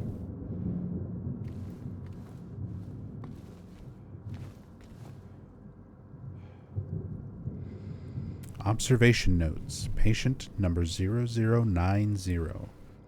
Day 1. Patient transferred for observation. Malnourished, shallow breathing, avoids eye contact. Agitated in presence of staff, frantic at the notion of touch. Day 2. Patient refuses solid food. Nasogastric forced feeding required. Serotonin antagonists administered to reduce nausea and vomiting. Day 3, patient restrained for bathing and feeding. Prepare the treatment room accordingly. Progressing malnourishment. Oxygen deficiency. Self-injury suspected. Could not confirm. Day 4, something is very raw. Itchy tasty. There's been a few of these notes. I commented on this on a previous playthrough, or part of this playthrough, but the notes where it seems like people are going about their business as usual, and in the middle of writing their note, it's like James shows up and reality shifts and the other world starts changing things around based on his mental projections, and you're seeing like real people reacting to that. That's almost the way it seems like they write some of these, where it's like the doctor was mid-sentence and realized like, oh, everything's turning to rust and everybody's disappeared mid-sentence typing. Something is very raw. It also just reminds me of Resident Evil. Resident Evil does that with a lot of their notes.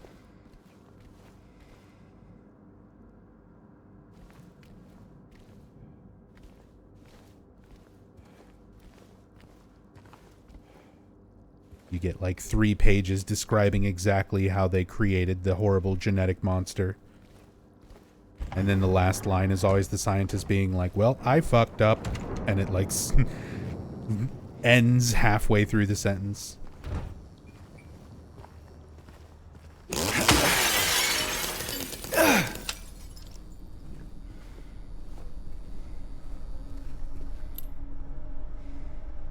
First floor, inner ward key.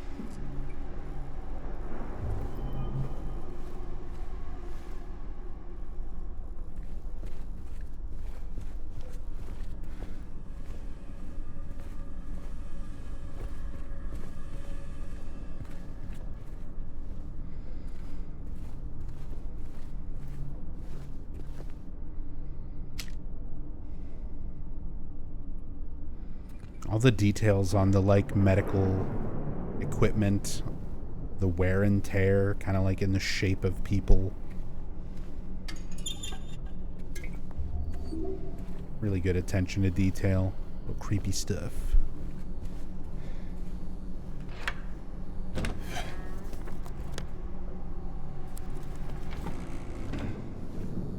At least they don't do the cheesy screaming ah via writing in the letter itself.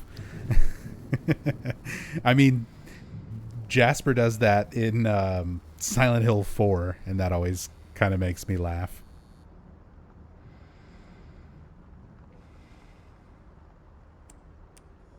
Gotta come back to that.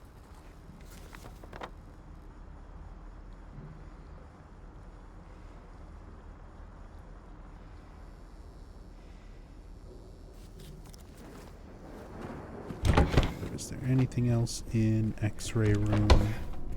Yes, lots of things. X-ray memo. Dear Andrews, Dr. Andrews, we delivered the radiographs you requested. However, it looks like the file was incomplete, as one of the pictures was nowhere to be found. We will send somebody as soon as we locate it. Let me know if you need anything else.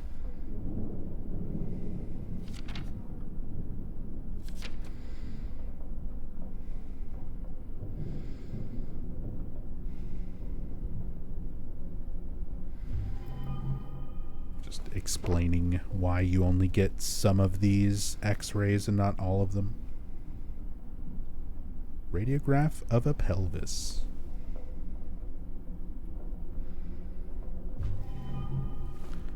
Nice pelvis, bro.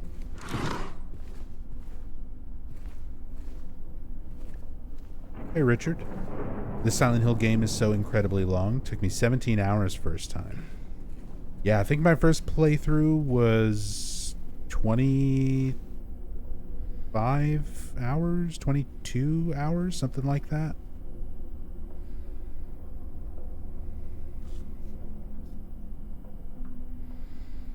Although speed runs for this game are like, even without major skips, are like under 3 hours or so, I think. Around like 2.5.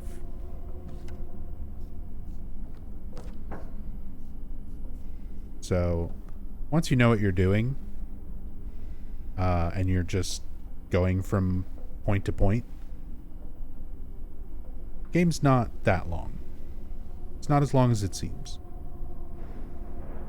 Record is 1:50 or something. Okay, so obviously not everybody's going to be like a world record speedrunner, but even just playing the game enough to just memorize your main points of like where to go, keep your notebook with your puzzle solutions, you know, don't bother fighting everything, because that's a big thing that I think a lot of people fall into. That's the easy trap to fall into with these kind of games, is you feel like you kind of stop and fight everything, or you fight a lot more than you need to. This is way longer than the old games. I mean, not really. It's longer. There's definitely more to it compared to like the original Silent Hill 2. But again, Silent Hill 2 OG, if you're just kind of going through it and you know exactly what you're doing, you can finish it in like an hour. So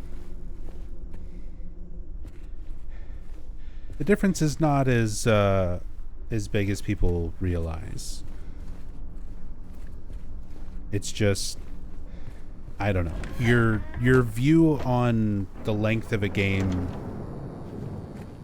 changes a lot depending on how much you play that game.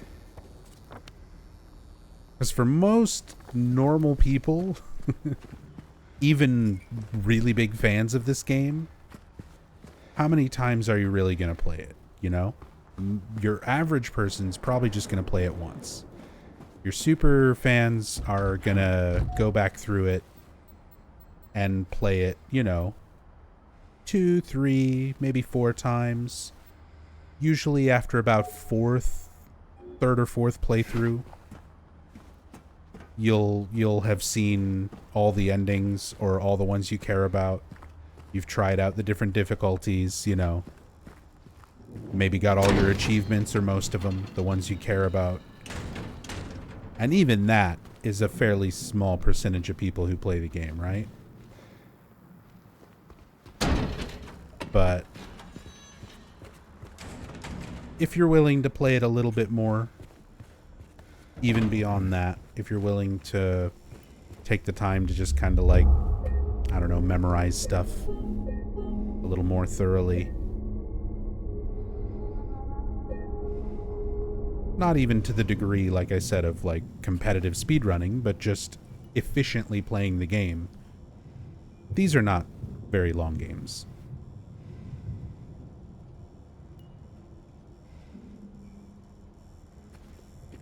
Except for Book of fucking Memories. You want to talk about a long Silent Hill game?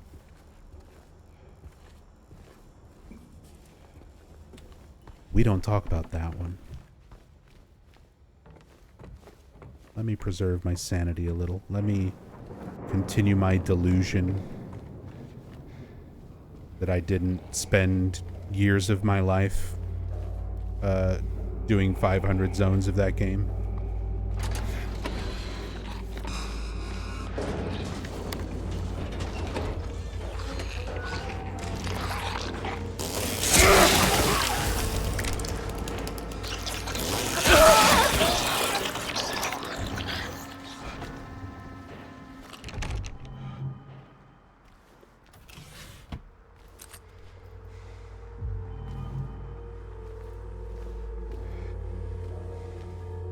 Taking notes now, it appears there's 2 Silent Hill properties we don't talk about. True, yeah. I've already mentioned we don't talk about Ascension. We don't talk about Book of Memories.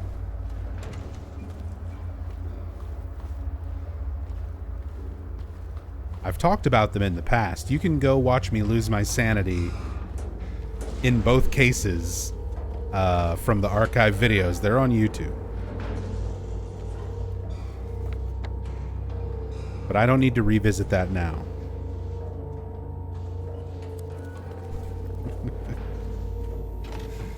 Actually, what time is it? It's almost midnight.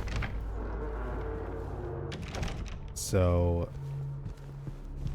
unfortunately, I do need to call it here.